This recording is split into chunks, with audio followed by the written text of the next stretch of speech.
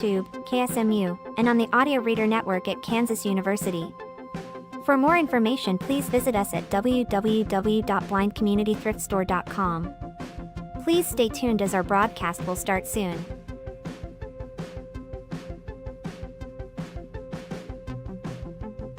Please remember to like, comment, and subscribe on our YouTube channel now.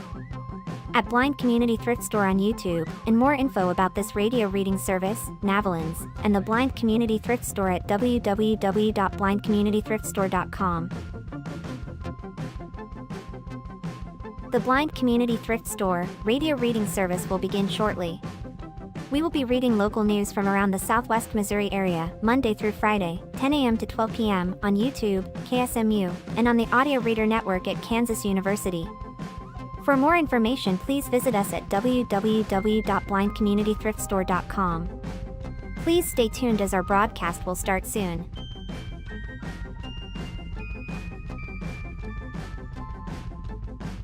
Please remember to like, comment, and subscribe on our YouTube channel now. At Blind Community Thrift Store on YouTube, and more info about this radio reading service, Navalins, and the Blind Community Thrift Store at www.blindcommunitythriftstore.com. The Blind Community Thrift Store radio reading service will begin shortly. We will be reading local news from around the Southwest Missouri area, Monday through Friday, 10 a.m. to 12 p.m. on YouTube, KSMU, and on the Audio Reader Network at Kansas University. For more information, please visit us at www.blindcommunitythriftstore.com. Please stay tuned as our broadcast will start soon.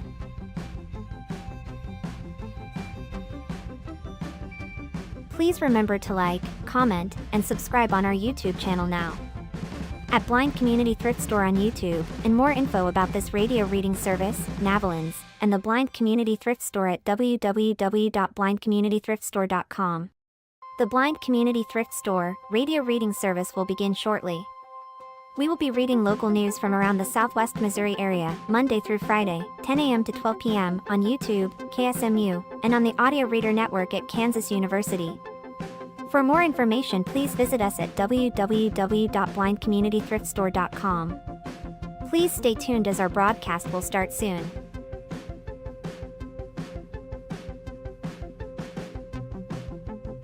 Please remember to like, comment, and subscribe on our YouTube channel now. At Blind Community Thrift Store on YouTube, and more info about this radio reading service, Navalins, and the Blind Community Thrift Store at www.blindcommunitythriftstore.com. The Blind Community Thrift Store radio reading service will begin shortly. We will be reading local news from around the Southwest Missouri area, Monday through Friday, 10 a.m. to 12 p.m. on YouTube, KSMU, and on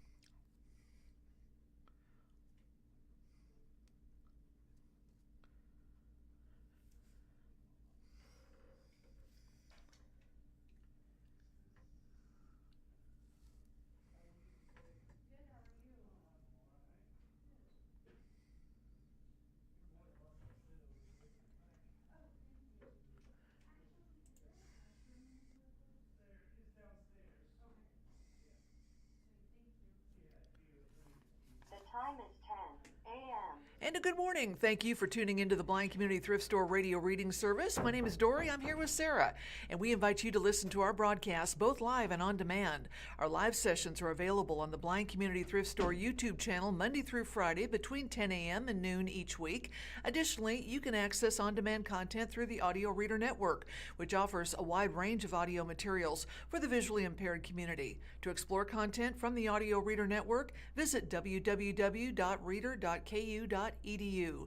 The site provides details about accessing content via Amazon Alexa, Audio Reader Network mobile app, and information on receiving a radio to listen to the broadcast by KSMU Radio. All broadcasts are played over KSMU's subcarrier airwaves at 67 kilohertz on 91.1 from 3 to 5 p.m. Monday through Friday. Contact Audio Reader Network for information on receiving a pre-programmed radio. And I couldn't resist to start off the show with this one. Springfield's Wonders of Wildlife hosts a birthday party for the penguin. To celebrate one of the country's oldest penguins, animal keepers at Springfield's Wonders of Wildlife Aquarium threw a birthday party for Reese on Tuesday, June 9th, as she marked 33 years. A big happy birthday to her. Kids pressed their noses against the glass, hoping to catch a glimpse of the guest of honor yesterday, as Wonders of Wildlife National Museum and Aquarium in Springfield celebrated the 33rd birthday of Reese the penguin. More than 50 people gathered outside the aquarium's penguin enclosure, which was decked out with colorful pool balls, riding the waves of moving water, a Happy Birthday Reese silver banner hanging above, a decorative piñata, and a special treat for the birthday bird, a green and pink ice fish cake with shrimp on top. Delicious. And we see a picture of a couple of the Wonders of Wildlife aquarium keepers, along with the guest of honor, Reese. She's just one of those special gals that we have up in the exhibit, of course, at Animal Keeper Gracie Schmidt.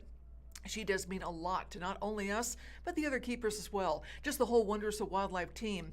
She is kind of defying the odds of that age, and she's just one of our specialty gals we love to celebrate every year. Now, you're wondering, the average lifespan of a wild Gentoo penguin is 15 to 20 years, with those in human care often living to around 25. It's rare to see any species of penguin reach 30 years of age, making Reese's birthday a very special occasion. And what follows is another picture of a crowd of kids and adults at the Wonders of Wildlife with the big birthday celebration. The story continues. Reese uniquely old age makes her very special, said Twyla White, a retired teacher who's been attending Reese's birthday parties for the past 5 years with husband David.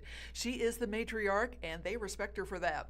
Reese is the oldest of the 16 Gentoo penguins at the aquarium, 8 male, 8 female, with the next oldest penguin being 22. Males wore a beaded armband on their right wing, while the females had it on their left wing. And we see a picture of a child photographing a picture of one of the penguins as it's swimming around at the Wonders of Wildlife.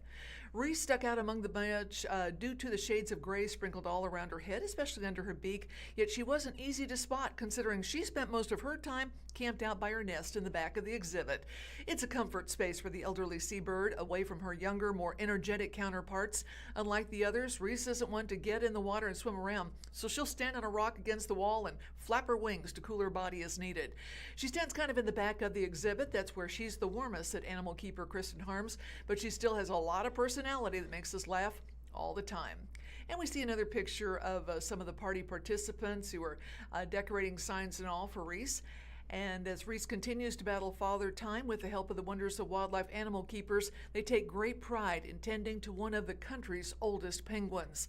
It's very special to us because it makes us feel good, but also it makes the whole Wonders of Wildlife team feel good as well, Schmidt said, just because we're able to keep up with those, in quotes, the Association of Zoos and Aquariums standards, and also be buying the best care for our animals as well. Hi, this is Sarah from the Springfield Daily Citizen. Springfield residents push for new East Central Neighborhood Association. Neighbors are working with the City of Springfield to create a new neighborhood association bordering Roundtree and West Central. What follows is a picture, the view looking south from One Parkway Place over buildings that would be part of a proposed East Central Neighborhood Association. There are 24 registered neighborhood associations in the City of Springfield, but soon there may be a 25th. Neighborhood associations are made up of residents within defined communities in Springfield that provide various services, including an annual neighborhood cleanup and social events, as well as a deeper sense of community. They come about like any other group, though, through neighbors connecting with neighbors, said Hannah Knopf with the city's Planning and Development Department. Springfield native Jim Wilson is leading the charge to add another association to Springfield's repertoire in an area tentatively called the East Central Neighborhood, bordering the Roundtree and West Central Neighborhood Associations. The area is home to a diverse range of residents and small businesses situated within 3 of the 4 Springfield City Council zones. Knopf described it as one of the few truly urban neighborhoods in Springfield. The proposed East Central Neighborhood Association would essentially be bordered by Kimbrough Avenue to the west, Glenstone Avenue to the east, Grand Street to the south, and Chestnut Expressway to the north, with the exception of the area south of Elm Street between National and Glenstone as part of the Roundtree Neighborhood Association. And what follows is a map that shows that the East Central Neighborhood Association would fill the space north of Roundtree and east of West Central in this map. Wilson and Joyce Munden, another member of the steering committee, cited community as a large motivator behind the proposed association. Who are our neighbors here? That was my interest, Munden said. Munden and Wilson both lived at One Parkway Place, a condo association within the East Central neighborhood, but want to ensure that the association connects with all residents. The proposed association seeks to be a part of the dialogue to restore downtown Springfield, according to Munden. One of their goals is to work alongside other organizations in the area, including the Historic Walnut Street Association and the Downtown Springfield Association. An ice cream social may also be in the cards for the future to bring together community members. According to Knopf, while the early stages of neighborhood associations are highly customizable, the greatest successes have been steering committees made up of 5 to 10 neighbors coming together to form a larger social event for the neighborhood. Registered neighborhood associations can also receive benefits from the city, including an annual neighborhood cleanup, eligibility for grants, and representation on the Neighborhood Advisory Council. And what follows is a picture of Jim Wilson. Associations must meet criteria from the city in order to form, including a size requirement, approximately 1 square mile, being bounded by major roads or railroads, and having a mix of non-residential and residential areas containing 3,000 to 6,000 residents. The steering committee is just the first step in the process, which will include writing bylaws, electing board members, and hosting at least 1 meeting before registering as an official association. Wilson estimates that the new association will have its first general meeting by August of this year. The last neighborhood association established in Springfield was the Fast Night Neighborhood Association, which originated in 2024 and was reinstated in 2025. The new kid on the block may want to look toward that association, as Knopf described Fast Night as a fantastic example of what can happen when residents of all ages do life together and lean on one another.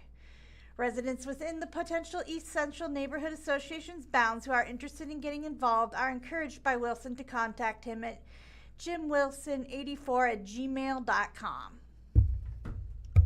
And from the Springfield News-Leader, Missouri realtors donate $2 million to defend citizen-led petition process. A couple of key points here. The Missouri Association of Realtors donated $2 million to a campaign opposing Amendment 4. The realtors have also donated nearly $2 million to oppose a separate tax overhaul, Amendment 5, and opponents claim the measure would give one district veto power and only applies to citizen-led initiatives. The Missouri Association of Realtors donated $2 million Monday to defeat Amendment Number 4, pouring new money into a fight over citizen-led ballot initiatives just days after spending nearly the same amount to oppose a separate tax overhaul on Missouri's August 4th ballot.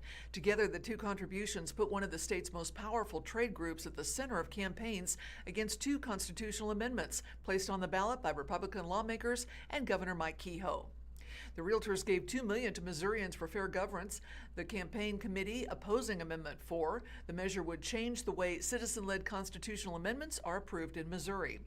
Under current law, constitutional amendments proposed by initiative petition can pass with a simple statewide majority. Amendment 4 would require citizen-led constitutional amendments to win approval in every one of Missouri's 8 congressional districts.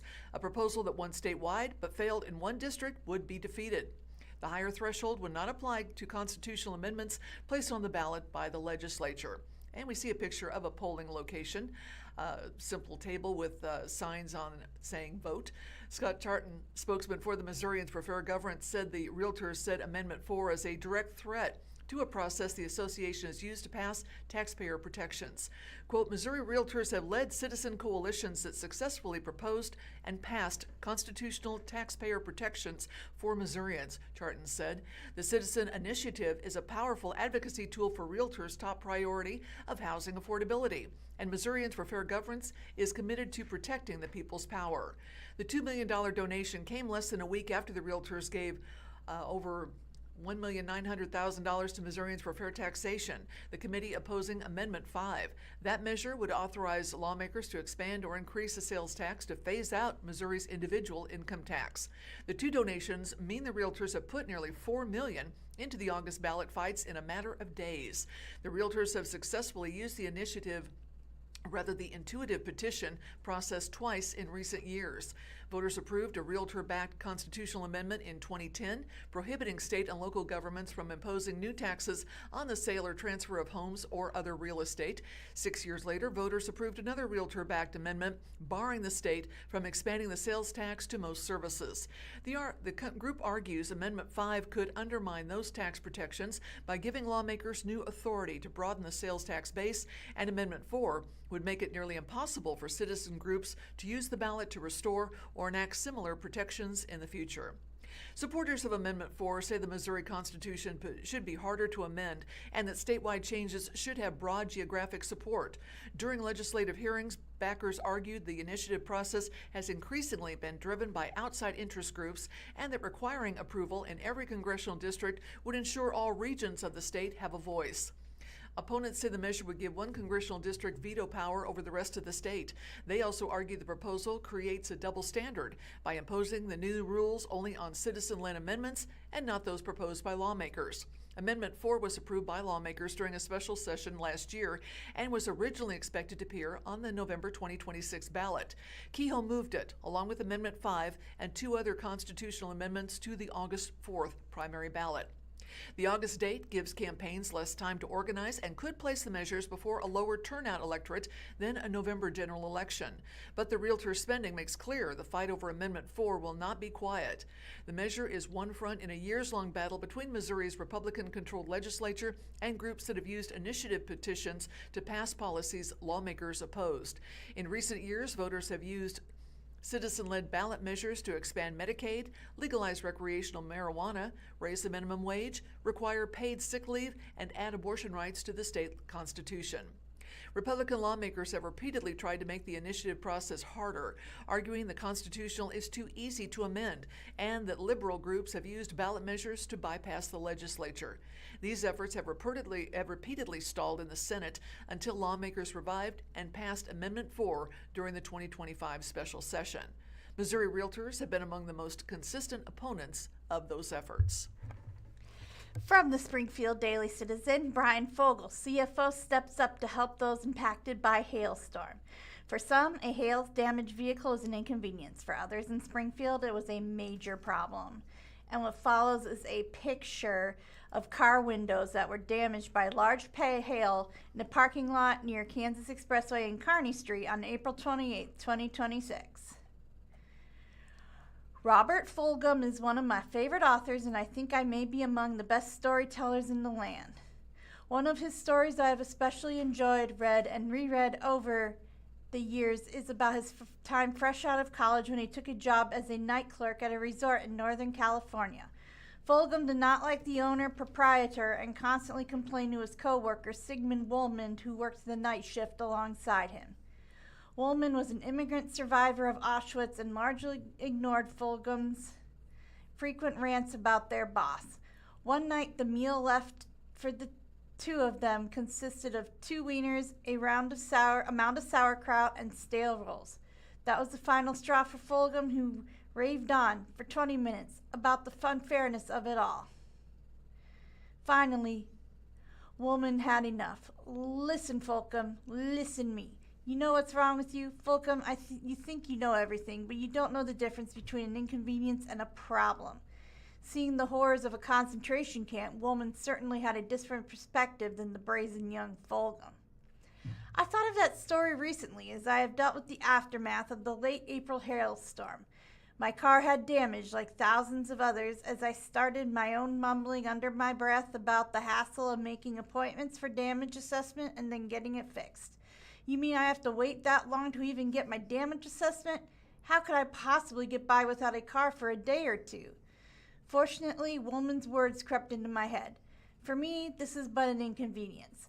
But for so many under-resourced families and individuals, such an event can become a significant problem. The Federal Reserve annually does a survey of economic well-being. The most recent one said nearly 40% of individuals and families in America do not have the means to pay a $400 emergency expense without borrowing the money or selling something. The survey was done at the end of 2025 before the Iran conflict and skyrocketing of oil prices and resulting costs at the pump. As I've mentioned in a recent column, Consumer debt is at an all-time high, and folks at the bottom end are struggling mightily while the stock market reaches historic altitudes. A broken windshield and/or an undrivable car can make the difference in getting to work and keeping a job for an uninsured or underinsured driver. Fortunately, our nonprofit community knows and understands those implications. Staff at the Community Foundation of the Ozarks checked out immediately after the storm to numerous nonprofits to see how they and their clients had been impacted. They worked with one of their partner founders, the Jeanette L. Musgrave Foundation, along with some of their own funds to help meet the needs they learned of caused by the sudden storm. The Musgrave Foundation is granting $50,000 to Friends of the Zoo to help keep Dickerson Park Zoo replace its education team's vans that were totaled in the storm. The CFO is granting from their own resources a total of $25,000 to the following agencies to assist clients with transportation needs, including vehicle repairs not covered by insurance and alternate modes of transportation. Drew Lewis Foundation, $10,000. Eden Village, $5,000. Help Give Hope, $5,000. Senior Age Area Agency on Aging, $5,000. I know there are many other nonprofits that are dealing with their own issues and damages from the late April storm as they face increased demands on the services they provide. We are blessed in our community to have organizations that realize the difference between inconvenience and problems and are there to help individuals and families deal with this force majeure while they deal with the ongoing challenges of daily life. Thank you to the Community Foundation of the Ozarks and the Musgrave Foundation. And if you have a desire to help as well, you may already have a connection with a charity that you've supported in the past and that needs even more help today, or any of the ones listed above certainly could use some added support. I'm sorry if you too were impacted by the storm, and certainly acknowledge that many folks of all economic strata had significant damage. For some, however, an event out of their control can have serious consequences on their future. We are fortunate that we are a community that cares, and our philanthropic and nonprofit sector has once again reached out to help shoulder that burden.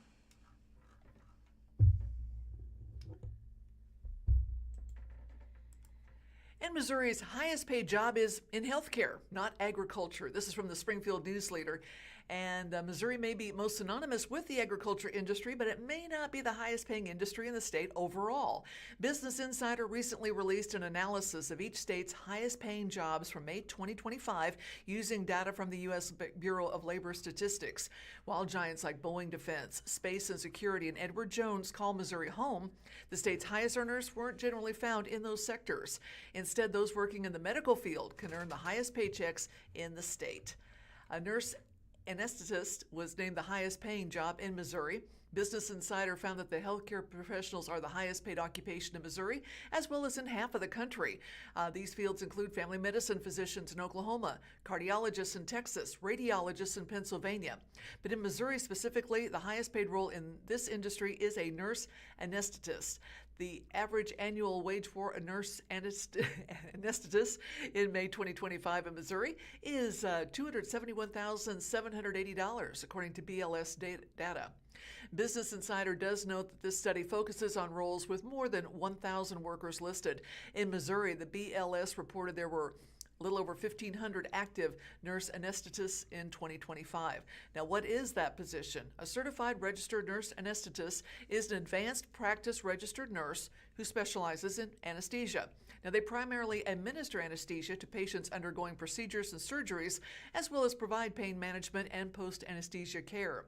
It takes around 7 to 9 years of schooling and on-the-field training to become a CRNA. The typical steps include bachelor or master's degree in nursing or another related field, become a registered nurse, complete at least 1 year of experience in an intensive care unit, earn an accredited nurse anesthesia program that allows a doctoral degree such as Doctor of Nursing Practice or Doctor of Nurse Anesthesia Practice, and pass the National Certification Examination administered by the National Board of Certification and Recertification for Nurse Anesthetists. Missouri school that offers these programs, well, there are 4 here in the state. University Health Truman Medical Center School of Nurse Anesthesia in Kansas City, the Missouri State University School of Anesthesia here in Springfield, Barnes Jewish College Goldfarb School of Nursing's Certified Registered Nurse Anesthetist Program in St. Louis, and Webster University Nurse Anesthesia Program also in St. Louis. From the Springfield Daily Citizen, will kratom become less widespread in Springfield as litigation dings Missouri's biggest distributor? The Missouri Attorney General's office started investigating kratom and 7-OH sellers in November 2025.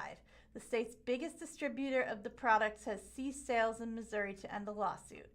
And what follows is a picture of kratom capsules and powders at Prince Smoke and Vape 2 on Commercial Street. Workers at some Springfield businesses say they plan to stop selling kratom as the Missouri Attorney General's office continues cracking down on the opioid-like substances found on shelves of gas stations and smoke shops. On June 4th, Missouri AG Catherine Hanaway announced in a press release that the largest in-state distributor of kratom products, American Shaman, has agreed to stop selling kratom products and derivatives in Missouri. Hanaway and the Missouri Department of Health and Senior Services sued American Shaman in March. A reporter visited 9 Springfield smoke shops on June 8th and observed kratom products on the shelves at every business. People working at 2 of the stores said their employees plan to stop selling kratom after they run out of the current stock. None of the businesses appeared to be selling the advanced alkaloid line of kratom-derived products American Shaman lists on its website. The Missouri AG's lawsuit claims American Shaman also makes white label products under other distributors' branding. Byline reads, "The first hit is free." And there's a picture. Missouri Attorney General Catherine Hanaway speaks during a press conference on Wednesday, March 18, 2026 in Springfield, where she announced felony charges against Greene County convenience store Briarwood One Stop and its managing officer, Himanshu Patel. Kratom is an herbal extract that comes from the leaves of the Mitragyna speciosa tree. The main psychoactive chemical in kratom is mitragynine. Some users say kratom boosts energy, promotes relaxation, relieves pain, or eases the withdrawal symptoms that come with quitting opioids, though kratom comes with its own risks of addiction, withdrawal, and overdose. In 2022, a 38-year-old Springfield resident named Breck Brossett died of nitrogenine intoxication after using kratom. He had no other illicit or legal drugs in his system, according to the toxicology report. His mother, Deborah Brossett, previously told the Daily Citizen he thought it was all natural and it was safe. He would never have taken that if he thought he was going to die. And what follows in the picture is pictures of an undated photo of Breck Brossett and his late father, Randy Brossett. 7-hydroxymitragynine, 7-O, is a chemical byproduct in kratom associated with addiction, overdose, and death, according to the Missouri Department of Health and Senior Services. Many smoke shops sell tablets, beverages, and other products containing synthetic concentrated 7-O. The Food and Drug Administration has recommended a Schedule I classification for 7-O because of its potential for abuse. The chemical binds to opioid receptors in the brain and can be 13 times more potent than morphine, according to the FDA. Hanaway's lawsuit against American Shaman claims the company's business model is a drug pusher cliche. The first hit is free. Distributing and selling kratom creates a per se drug den public nuisance, the suit argues. American Shaman offers free 7-O samples on its website. We offer this free sample promotion as a way for you to try the product's quality and unique effects before committing to a full purchase. It's a risk-free opportunity to discover its potential and see how it fits into your wellness routine, all while building trust in our advanced alkaloid line, the site says. In September 2024, protesters gathered outside American Shaman in Kansas City for 2 days to demand regulations for 7-O. Byline reads, workers say some Springfield storefronts plan to stop selling kratom. And what's pictured is flavored 7-O chews at Smoke Village on Kearney Street. Workers at the most of the business a Daily Citizen reporter visited June 8th said they were not familiar with American Shaman. An employee at Smoke Village, 527 West Kearney Street, said his employer expects to stop selling all kratom products in June.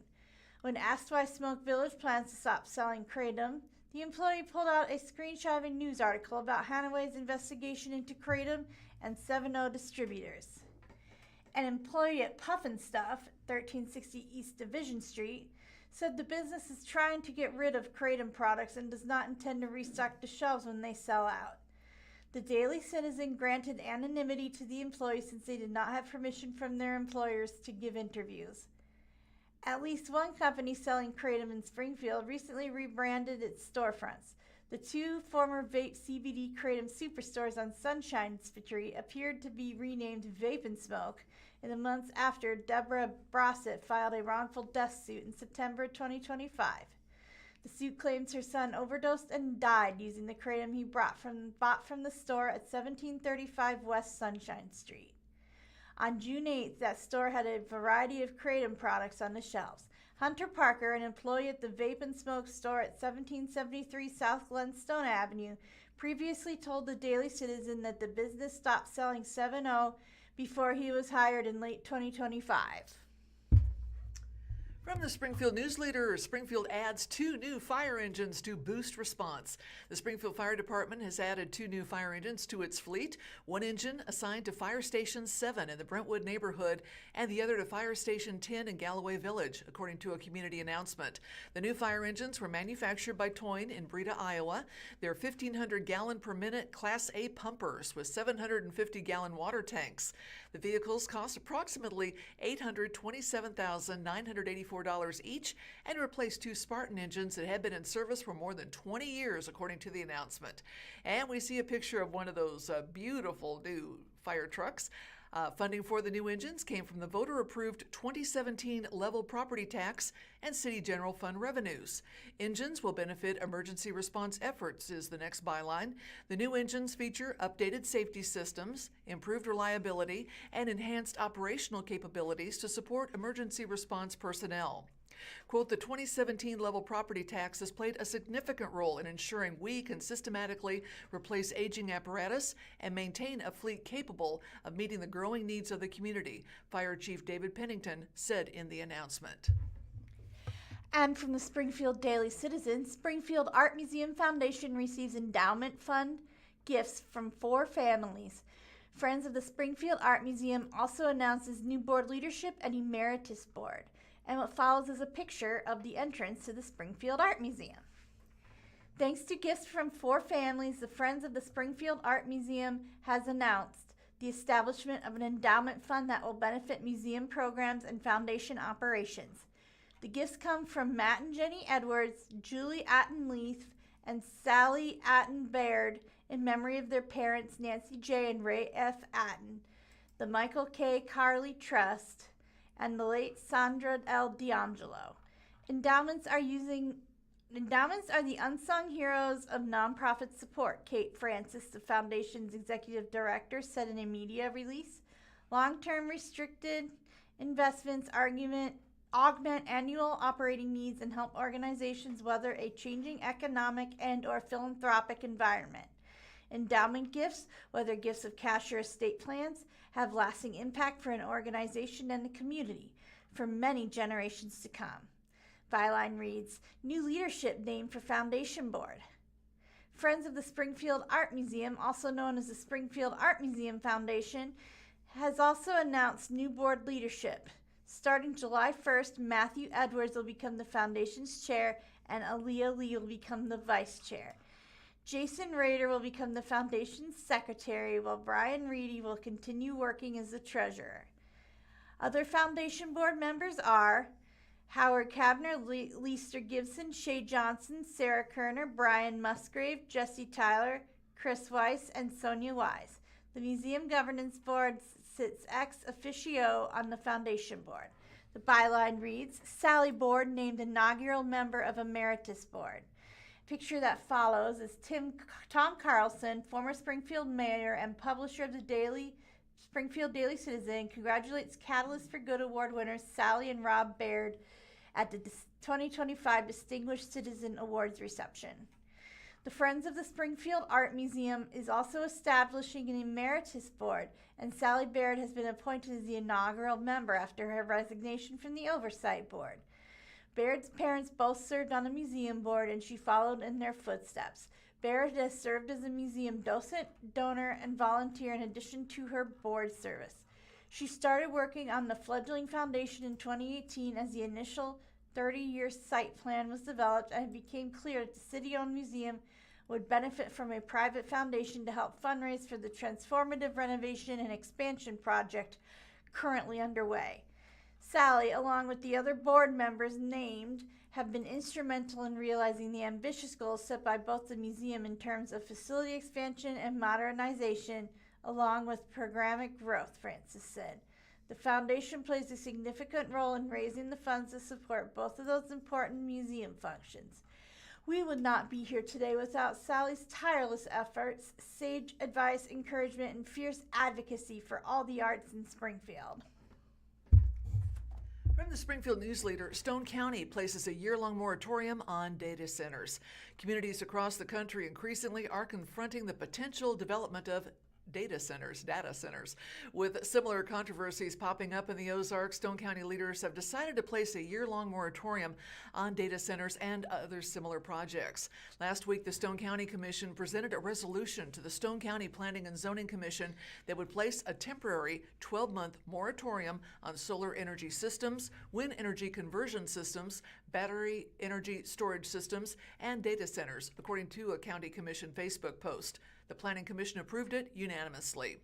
According to the resolution itself, the moratorium will be in place to allow the county time to figure out appropriate rules and regulations for such developments. In response to concerns raised by residents, the Commission will consider revisions to zoning regulations and other standards, quote, to protect the health, safety, and general welfare of Stone County, the document stated. And what follows is a picture of the Stone County Planning and Zoning building in Galena. Presiding Commissioner Gordon Weathers shared in a Facebook post that 18 other counties across Missouri were also working on researching zoning regulations needed to address data centers. The News-Leader could not reach Weathers for further comment before publication deadline. My concern is that these facilities are moving into communities very quickly, often faster than counties can update their regulations, he said in the post. Stone County is currently in the midst of a larger zoning regulation revision with the help of consultants, which came as a result of county residents facing repeated problems and inconsistent treatment with the county's zoning regulations. While a collective effort brought the future of counties' planning and zoning to the ballot in April, voters narrowly voted to keep the regulations.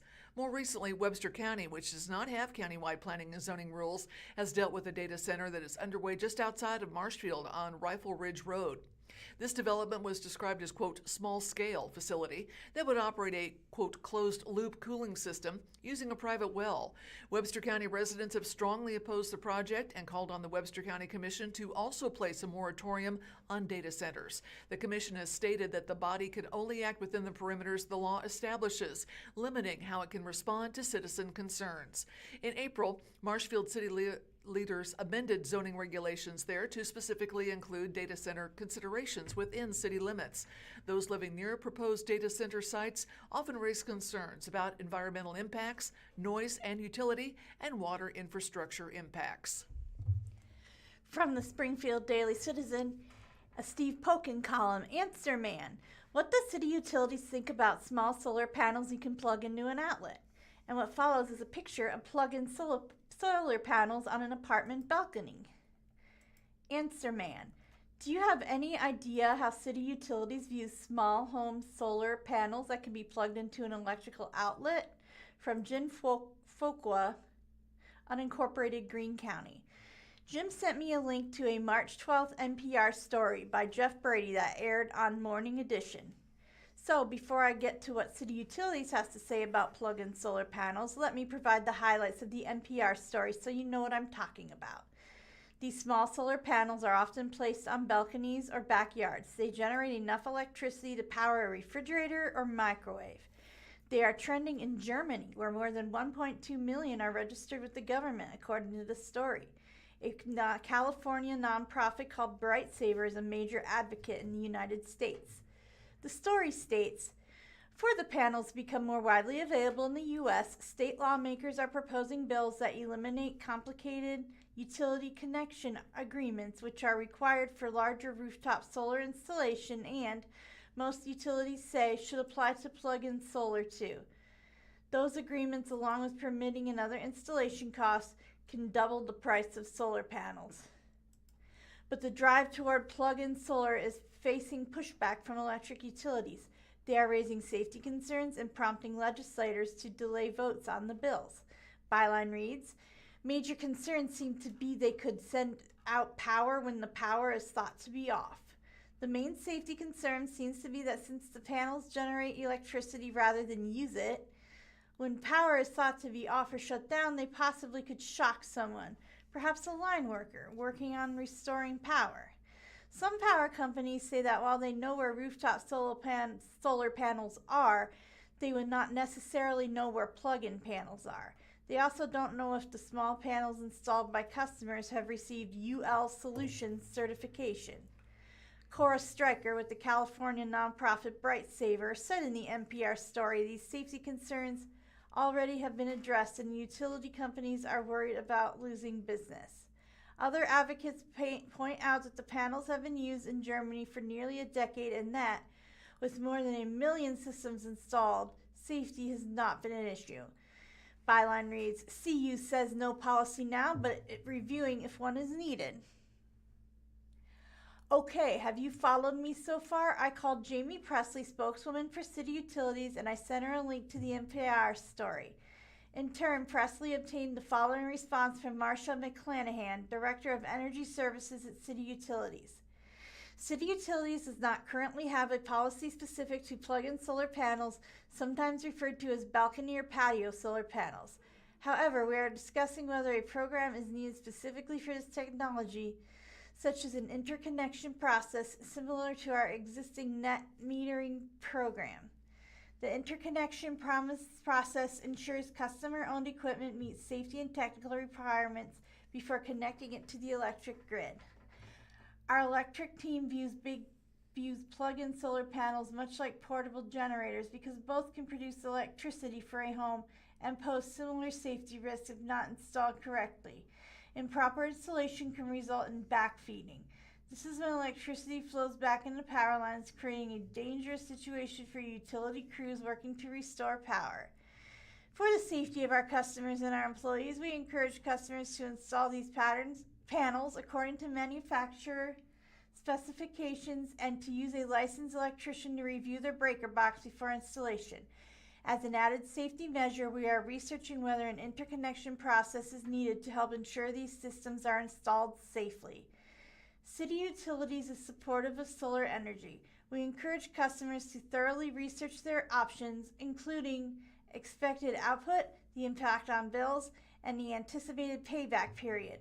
Understanding the potential savings on the electric portion of their CU bill before making an investment is crucial. Our Smart Solution team is available to answer questions about plug-in solar panels as well as full-scale systems and can be reached at 417-874-8200. This is Answer Man column number 178. Well, MSU is preparing to host thousands of hot rods as part of Route 66 Rolling Auto Festival. The Hot Rod Power Tour charted its 2026 route along Route 66, a university reserving several of its lots, redirecting campus traffic. We see a picture of an absolutely beautiful, I'm guessing late 40s maybe, hot rod. It's bright red with a white top. And a special event featuring thousands of hot rods coming to Springfield will significantly change parking lot assignments and traffic around Missouri State University June 11th. More than 5,000 vintage automobiles will be visiting Springfield on Thursday as part of the 2026 Hot Rod Power Tour, a rolling car festival that's paying special attention to Route 66 this year. Now, admission is free, open to the public, and the cars will be at MSU from 11 to 5. Tour will start Monday, June 8th in Joliet, Illinois, and will be wrapping up on Friday, June 12th in Tulsa. Springfield is the designated Day 4 stop for the tour. Hot rods will park in lots on Grand Street, just south of Plaster Stadium, and in other lots across campus. Quote, the Bears are out of season, so the university is rolling out the red carpet by opening its expansive athletic field parking lots to host the event, according to information from the tour's official schedule. That timing is important. If fall or spring classes were in session, Missouri State may not have been able to handle the extra traffic. said Robert Rowley, director of University Safety. Quote, "It's going to use up almost all of our parking for the day on campus," Rowley said. "We do exist here for the students, and I don't think there would have been anything we could have done without all of our community students. Not that we wouldn't have wanted it, but I don't think logistically we could have pulled it off in the middle of the school year." The tour, with its thousands of participants, is set to roll into Springfield at around 11 tomorrow, Rowley said. Between the tour's participants and interested car fans who want to see all the unique vehicles, Rowley said people traveling around campus will be seeing increased traffic.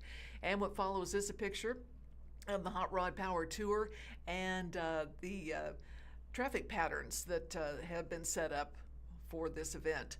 Some summer classes are in session. More significantly, the university is hosting its student orientation and registration sessions for incoming students, referred to as SOAR sessions. MSU officials updated the campus community that significant parking disruptions would occur that day, and that several streets north of campus will be converted into westbound one-way streets. Faculty members, staff, students, and others who normally use commuter lots have been asked to use either Bear Park North or Bear Park South on Thursday. A second Silver Route Bear Line shuttle will be running that day as well to handle such commuters.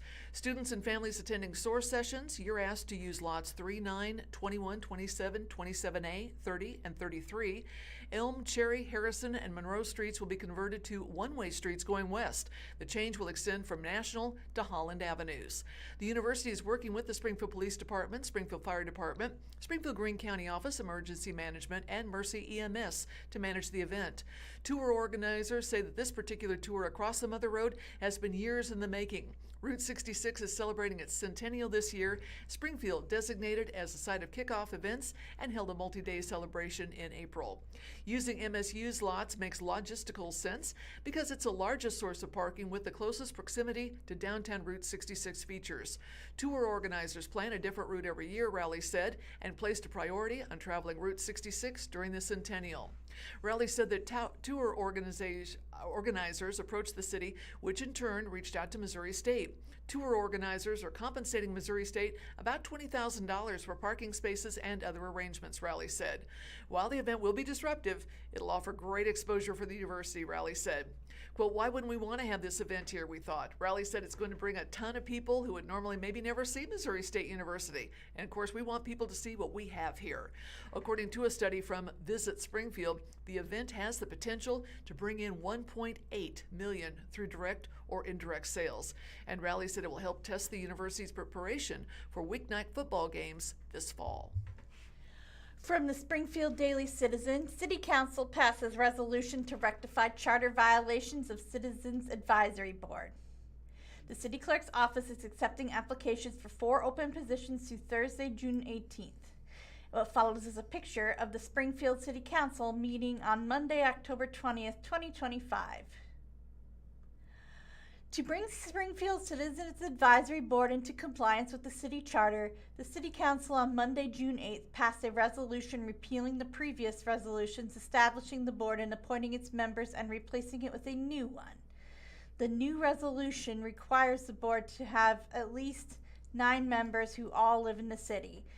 In a February 23rd letter to the City Council, citizen watchdog Linda Simpkins questioned the legality of the 8-member Citizens Advisory Board, which was established to recommend projects for funding from the half-cent portion of the 3/4 cent sales tax. Approved by voters in the November 2024 election, dubbed Spring Forward SGF as required by the ordinance that placed the tax measure on the ballot. Unless renewed by voters, the Spring Forward SGF sales tax will sunset after 10 years.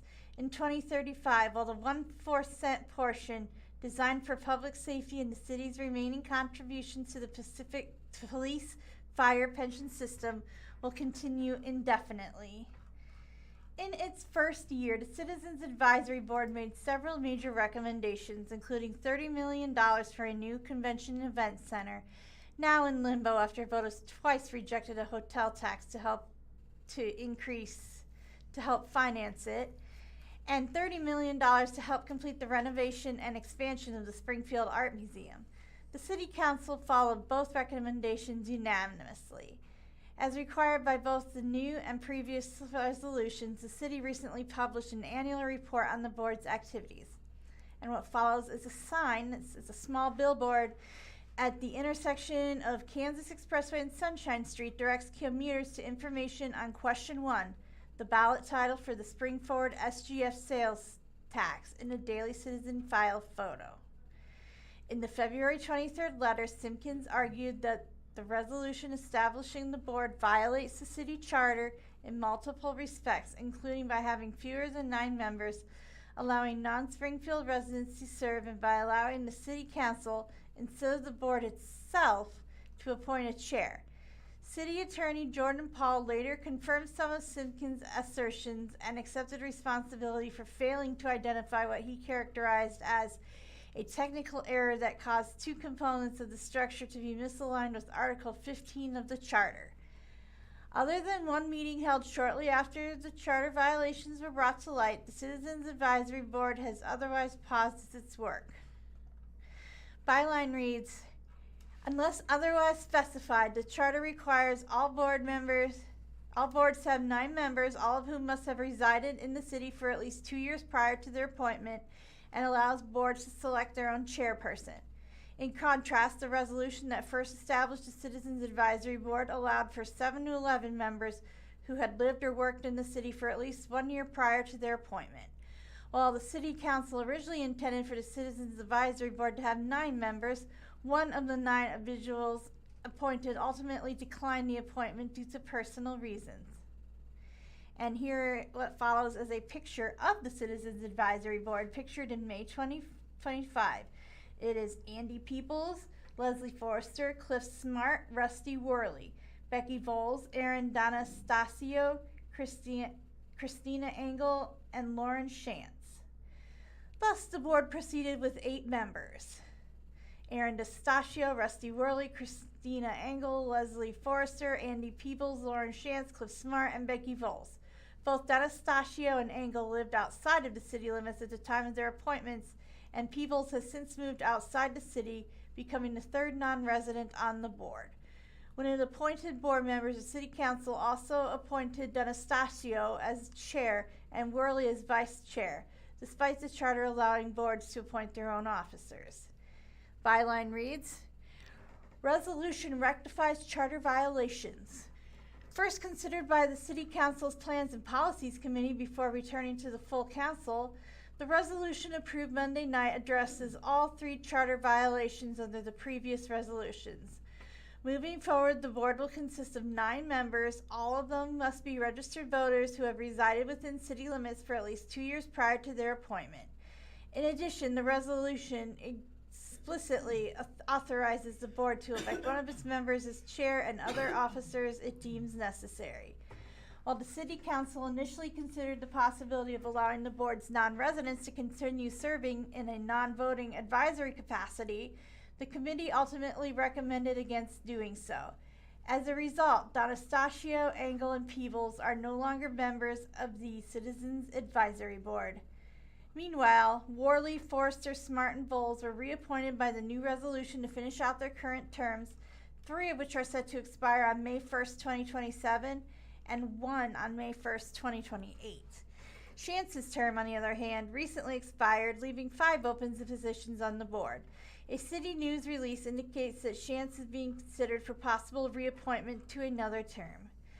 While terms are generally required to last 3 years, the City Council is permitted to appoint members to shorter terms in order to stagger appointments so that an approximately equal number of members are appointed each year.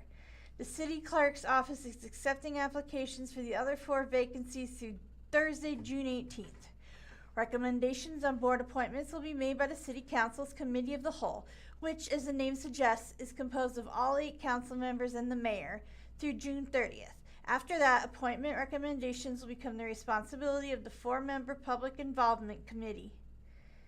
City Manager David Cameron said the Committee of the Whole would review applications and make recommendations for appointments at a June 29th meeting. Those recommendations would be forwarded to a regular meeting of the City Council for final approval. From the Springfield News-Leader, Missouri delays plan to block food aid use for candy, soda, and desserts.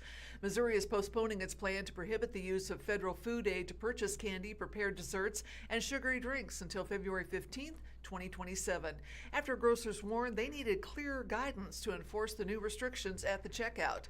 The delay will allow the Missouri Department of Social Services to develop educational materials to explain the changes to Missourians and a, quote, comprehensive product identification list so that grocers across the state can implement the changes consistently, according to an announcement from the department.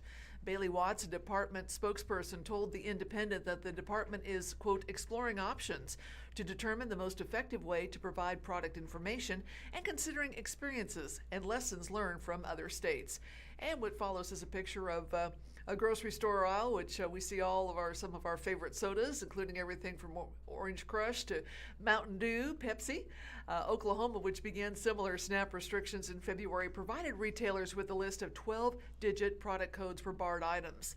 Missouri's Healthy SNAP initiative originated with the September 2025 executive order from Governor Mike Kehoe directing the department to discourage the use of Supplemental Nutrition Assistance Program, or SNAP, to buy foods that are high in sugar and ultra-processed, and incentivize healthy eating by partnering with farmers and enhancing the state's existing food education and access programs. The U.S. Department of Agriculture, which oversees SNAP and a program called Sunbucks that gives families of eligible children a one-time benefit of $120 to buy groceries during the summer, approved Missouri's plan to restrict purchases in December. Now the department is waiting for federal feedback on its revised waivers. Kehoe said postponing the changes would help ensure a, quote, smooth rollout for retailers and Missouri families. Extending this timeline to February 2027 ensures that when the program refocuses, launches, it will have a well-supported network of local retailers fully prepared to deliver widespread support to our communities, Kehoe said in the press release. In addition to requesting an extension of 4.5 months, the department has submitted revisions to definitions of items to be excluded to the USDA. The department's website currently defines candy as products combining sugar or artificial sweetener with chocolates, fruits, nuts, caramels, gummies, and hard candies in the form of bars, drops, or pieces. Prepared desserts defined as processed, shelf-stable, ready-to-eat prepackaged sweet food that doesn't require any additional preparation. But Dan Schall, executive director of the Missouri Grocers Association, said in a previous interview with The Independent that those definitions still leave questions. It's very simple to say we want SNAP recipients to have a healthy food list, Schall said, until you decide for all families what healthy is. From the Springfield Daily Citizen, prosecutors. Man accused of attempting to buy home in University Heights neighborhood with bad check added again. Prosecutors filed a motion to rearrest Terry Heitman after Heitman was charged again with attempting to pass a fraudulent check. He failed to appear in court on Monday, June 8th, and the judge ordered a warrant for his arrest. And what follows is a picture of the Republic Police Department headquarters.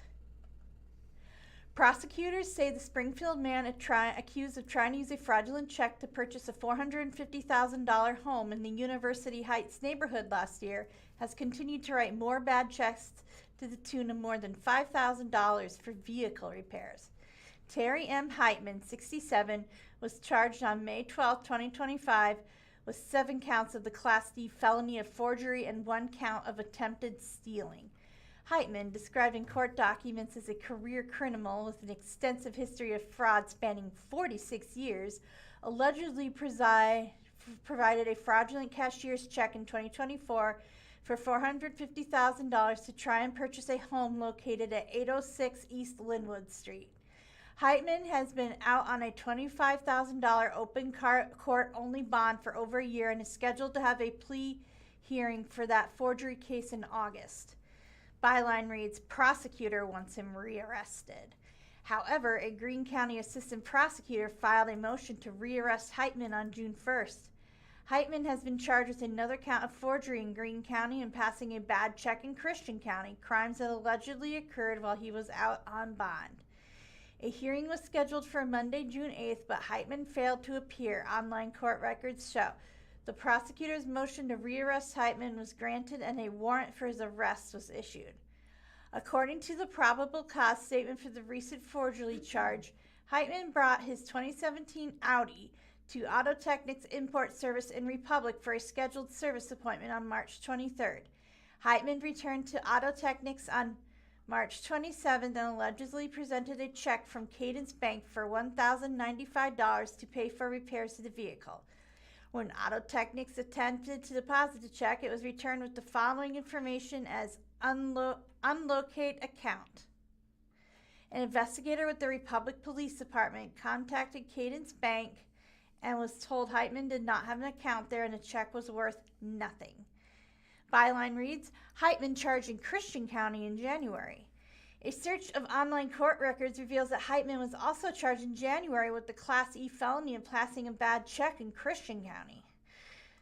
Though the probable cause statement for this charge does not contain much information about what investigators believe happened, it states that Heitman allegedly wrote a check for $4,196 to Exclusive Auto in Ozarks. According to the Christian County probable cause statement, the check was returned from the bank and marked unable to locate. Byline reads, an extensive criminal history. In court filings, Assistant Greene County Prosecutor Kimberly Pulley wrote that Heitman has an extensive criminal history of fraud with not just state but federal convictions spanning 46 years. The prosecutor then listed Heitman's convictions, which began in 1979 with passing a bad check. He's also been convicted numerous times of passing a bad check, forgery, and fraudulent illegal use of credit cards. In 2019, he was convicted of misappropriation of funds of elderly nursing home residents. Heitman has also been remanded to the Department of Corrections numerous times, the prosecutor wrote. Byline reads, prosecutor says Heitman will continue to create victims. Referencing Heitman's alleged attempt to purchase the home in University Heights in 2025, the prosecutor wrote, within 4 months of being off supervised parole, the defendant is charged with passing a fraudulent check for $450,000. Then he further goes on to write multiple checks off an account that is not his while the victim is out of the country. The defendant has shown through his behavior spanning 46 years that he will continue to defraud people and create victims in this community. The defendant, despite having been to state and federal prison for the same type of offenses, continues to defraud individuals any chance he gets.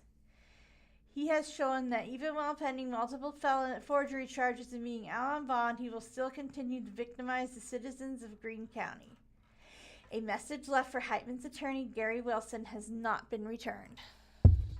Well, sports director Dan Lucy is out at KOLR Channel 10 after 37 years.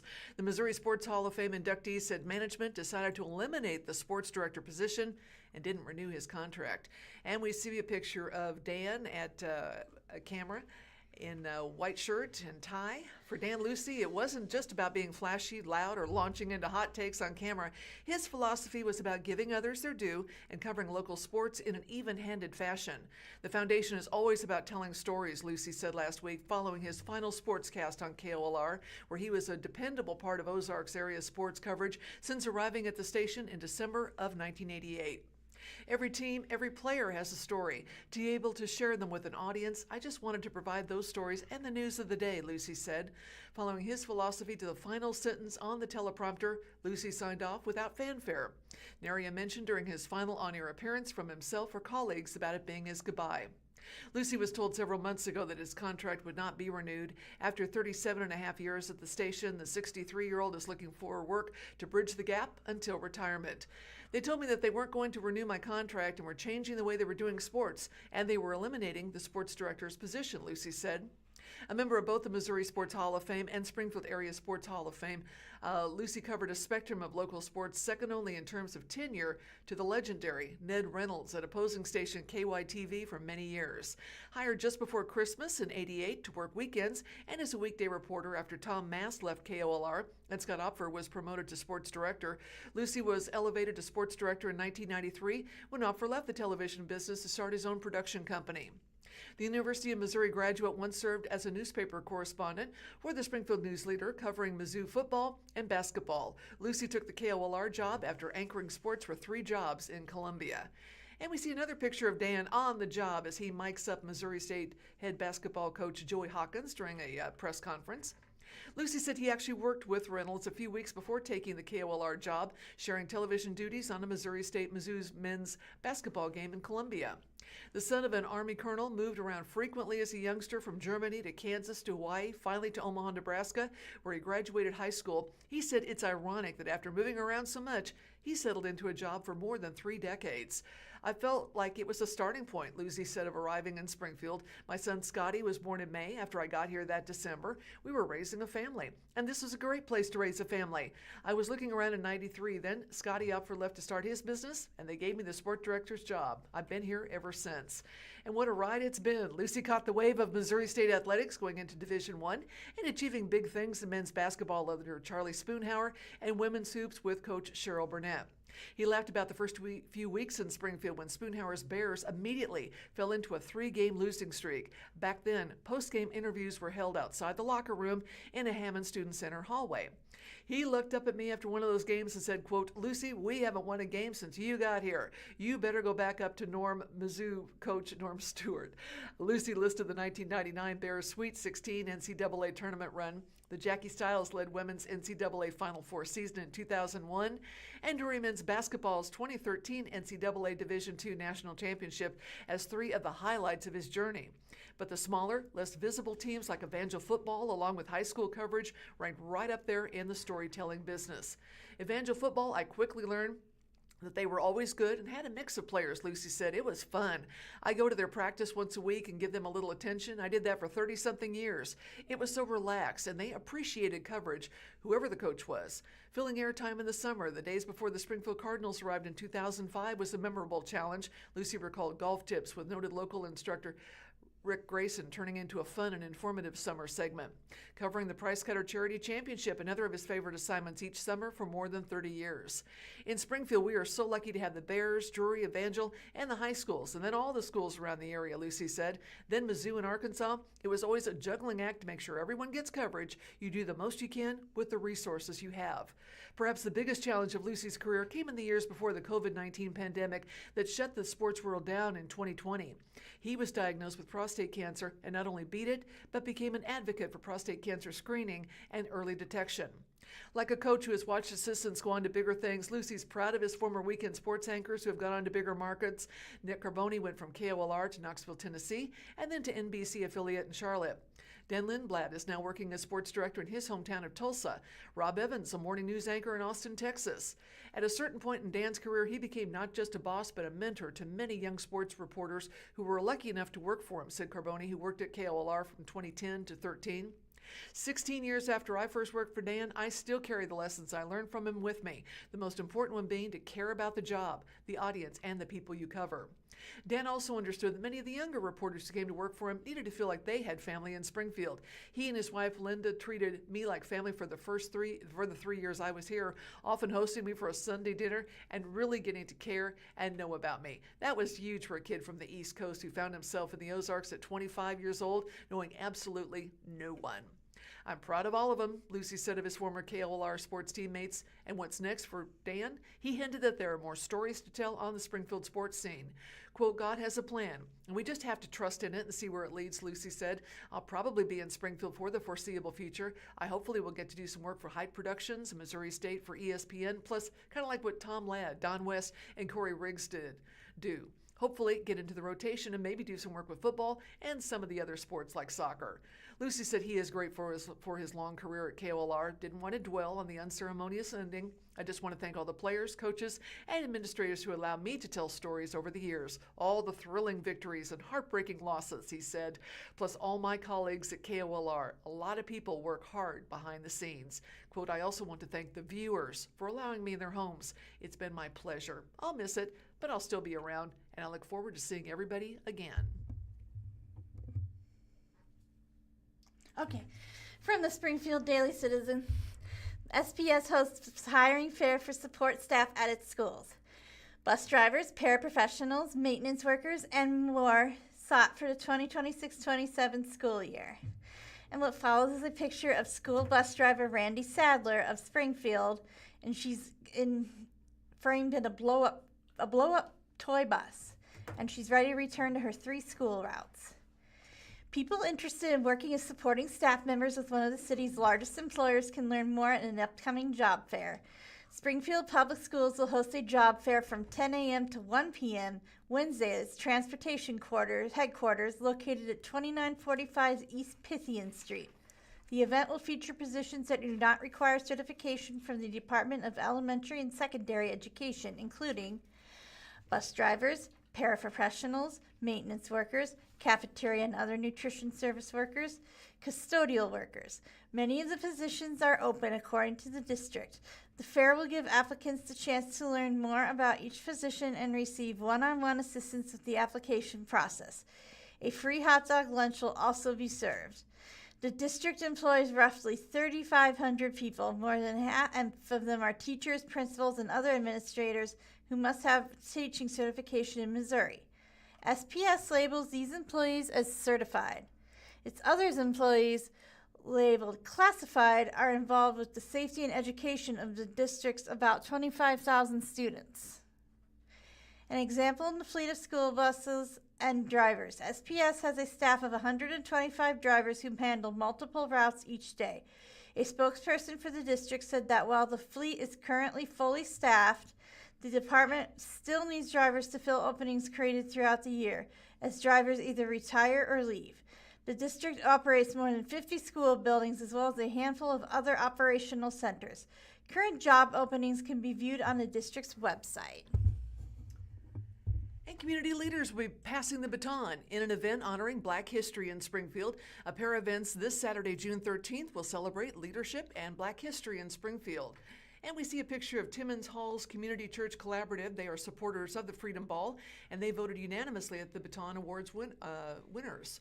Staying connected to his community keeps Bradley Knox busy. The 37-year-old Springfieldian is not only a parent with his wife Amy to 10-year-old Griffin, he's also the marketing strategist for Unite News, a praise and worship leader at Deliverance Temple Church, and a volunteer for Community Partnership of the Ozarks, Silver Springs Reunion Club, the Springfield Multicultural Festival, and Springfield Public Schools.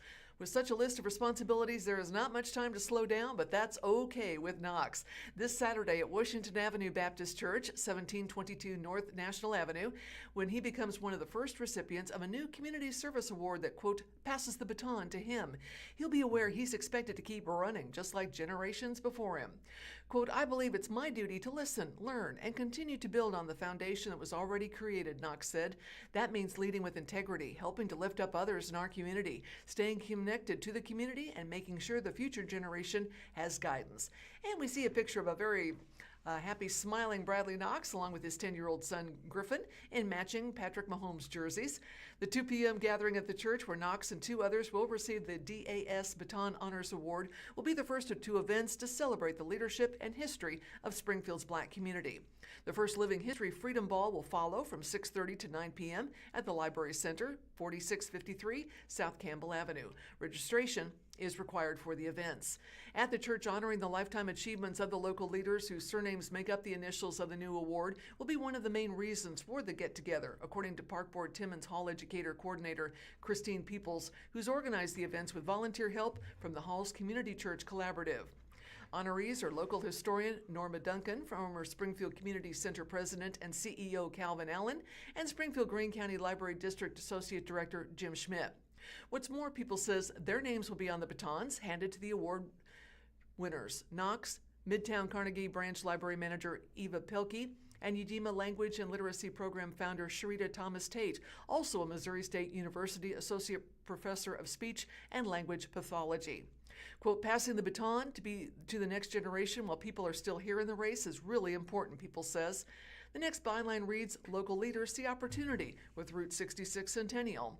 This weekend's events precede the Juneteenth activities scheduled for June 18th through the 20th, which are sponsored by the City of Springfield, Community Partnership of the Ozarks, and the local NAACP chapter. However, after visiting larger cities like Kansas City, where events celebrating Black history fill more of the calendar around June 19th, the day in 1865 when Union troops arrived in Texas to enforce the Emancipation Proclamation, Peoples was inspired. The timing for the events also seemed perfect because of the Route 66 centennial celebrations, steering tourists through Springfield, she says. With all of the history coming out of Juneteenth, Route 66, it's a lot of good Black history. Yet her passion for fostering community connections and passing on historical knowledge also inspired peoples. In addition to her work at Timmons Hall, she's also served as an outreach minister to several local churches, where she often works with youth and young families. Through both roles, Peoples has witnessed the weakening of such connections and knowledge, not just in the Black community, she emphasizes, but in the Springfield community as a whole. And we see a picture of Minister Peoples in the Timmons Hall of Education. What follows, too many people don't know how to relate to others in order to find common ground, she says. The 60-year-old Kansas City native looks back to her childhood when her mother, Pat Reynolds, welcomed newcomers, anybody new coming to town. She was making sure they had what they needed, and she always positioned herself to help, Peoples says. Quote, "We have the United Nations at our house," she quips. The hospitality of the 82-year-old retired nurse who still teaches Sunday school and preaches at Silver Springs Full Gospel Church gave a, quote, "sense that you were part of a community and not just living in isolation as a family," her daughter recalls. With a stronger sense of community, people were more likely to know each other and to understand that there's a bigger picture, Peoples says. Storytelling was part of that tradition. Within families and at community gatherings, they would talk about our ancestors and what we've gained from them and how strong they were, she adds. And so that story would never fall to the ground. The next byline reads, "Fashion show honoring Ann Lowe will highlight Freedom Ball." Making such stories part of the conversation again is one purpose of Saturday's events. At the Library Center, exhibits and a fashion show will retell stories about lesser-known African Americans who once made history. Student work from Missouri State University's National History Day will be on display, and Missouri State Park's interpreter Kevin Smith will host an exhibit about the Buffalo Soldiers, an all-black U.S. Army regiment active after the Civil War and until desegregation of the military after World War II. In 1897, the regiment's Iron Riders rode Spalding bicycles 1,900 miles from Fort Missoula, Montana to St. Louis to test whether bikes could be used in the military. A fashion show about the life and work of mid-20th century couture designer Ann Lowe will be the highlight of the ball. Cheryl Holmes Menifee will portray Lowe, who sewed elegant dresses for celebrities and high society patrons. Lowe may be best known for designing Jacqueline Bouvier's silk taffeta gown for her wedding to then-Senator John F. Kennedy in 1953, even though the future First Lady never gave Lowe public credit for her work, Peoples says. At the ball, Lowe's talent will be front and center as models showcase reproductions of her designs. Quote, "I've got folks of all ages that'll be going down that runway," Peoples says. The deeper history lesson is this, according to Peoples. The granddaughter of an enslaved seamstress who taught the younger generations to sew, Lowe herself is an example of someone who was handed, quote, "a baton within her family." The grandmother, she says, passed the baton on to her daughter and then passed it on to Ann Lowe. The next byline, it represents history, unity. At Washington Avenue Baptist Church, telling the stories of local leaders and rallying younger generations to shoulder their responsibilities will bring the message closer to home. Speakers will pay tribute to mentors like Duncan, trusted as a collector of local history for decades, Peoples says. Then there's Allen, who worked with generations of youth at the Springfield Community Center. And there's Schmidt, a longtime proponent of multicultural and outreach programs for the Library District. Pelkey supervisor and Midtown's former manager, Schmidt has been devoted to his community, particularly to making the library a place where everyone can see themselves and everyone has a sense of belonging, says Pelkey, who will speak at the church. For example, in 2014, when Schmidt collaborated with Peoples on a meet and greet outreach program of living history, music, and storytelling, reflecting the cultures of children underserved by the district, young patrons were introduced to community elders and to what the libraries have to offer. Those are kids that may never have set foot in the library before, and they came to feel that it was theirs as much as anyone else's, Pelkey said. As an award recipient, the 45-year-old Rogersville native and University of Missouri-Columbia grad will continue to offer similar community-led programs at Midtown. So far, there's a Springfield Community Gardens community fridge, a Fix-It Fair matching volunteers with residents in need of home repairs, a plant swap where gardeners can share plants, and creative aging workshops led by local artists. I just hope to kind of carry on what Jim set in motion and continue to make the library an accessible place for everyone in the community to see themselves, Pelkey says. Former Springfield resident Darren Barge, who is unable to attend on Saturday, was also inspired by Allen, another namesake of the award. The 56-year-old Belleville, Illinois resident says Allen is, quote, "probably the leading factor as to why I am successful today." Recently retired from the Illinois State Police as a Master Sergeant, the Central High School and Drury University grad frequented the community center during his elementary and middle school days at Boyd and Pipkin. From playing games at the center after school to field trips during summer programs, Barge said Allen provided him and other children opportunities to go places they might never have visited, places like Fantastic Caverns, Silver Dollar City, to name a few. Yet for Barge, the son of a single mother, Allen was, quote, more of a father figure than anything, he says. He was stable. He was that person that we knew was going to follow through with everything that he says, Barge says. Like Duncan, Allen was unavailable for an interview with the Daily Citizen. Nevertheless, Barge would like his mentor to know about the new career he's begun since retiring. He is now executive director of the nonprofit Team Armstead Community Center in Illinois, which provides after-school programs for about 1,000 kids a year. The idea of having come full circle is not lost on Barge. I'm doing the very thing he did, Barge says of Allen. Saturday's keynote speaker, however, is LaGarrett J. King, Director of Center for K-12 Black History and Literacy Education at SUNY at Buffalo. In 2018, when King was an associate professor at the University of Missouri-Columbia, he founded the Carter Center for K-12 Black History Education. King will be speaking about the importance of passing Black history on to future generations, but he'll also talk about what it means to take on responsibility of community leadership, People says. He's so connected with understanding the passing of the baton, the responsibility that needs to be passed for each generation. While the ball is expected to become an annual event, the DAS award will be given every 2 years, People says, to give recipients time to make a difference in the community. As he considers what he might do to impact the community during his tenure as a baton holder, Knox said he is inspired by the stories of his 92-year-old grandfather, Bishop David Knox, who graduated from Springfield's Lincoln High School and became a carpenter and a preacher. Stories of older generations matter, Knox says. That's very important to know what those people went through, he says. It's important to our culture. Saturday's celebration, he says, is about carrying that vision forward and creating positive changes for the future. It represents history, unity. Peoples agrees. Quote, the whole thing is about community, she says. From the Springfield Daily Citizen, SGF Cardinals Insider. Cards debut alternate identity, Ozarks Snipe Hunters. The Springfield Cardinals open a 6-game homestand Tuesday against the Amarillo Sod Poodles at Route 66 Stadium. And what follows is a picture of the Springfield Cardinals' new alternate uniforms that say Ozarks Snipe Hunters on them that they will wear for select home games this season. Whether you grew up in the Ozarks or came here as a transplant, odds are decent that you've heard of snipe hunting, perhaps even been the victim of the hunt. The practical joke about tracking the imaginary bird is said to have roots with chuckling pranksters since the 1840s. The Springfield Cardinals will pay homage to tradition during this week's homestand at Route 66 Stadium against Amarillo. The Ozarks Snipe Hunters, a second alternate identity of the Cardinals, debuts Thursday night with a 7:05 p.m. first pitch. The new alternate identity pairs with the Springfield Cashew Chickens, which debuted a couple of years ago for select home games. The Snipe Hunters will take the field this Thursday, Friday, and Saturday night this week, along with games on June 25th, June 30th, and August 11th.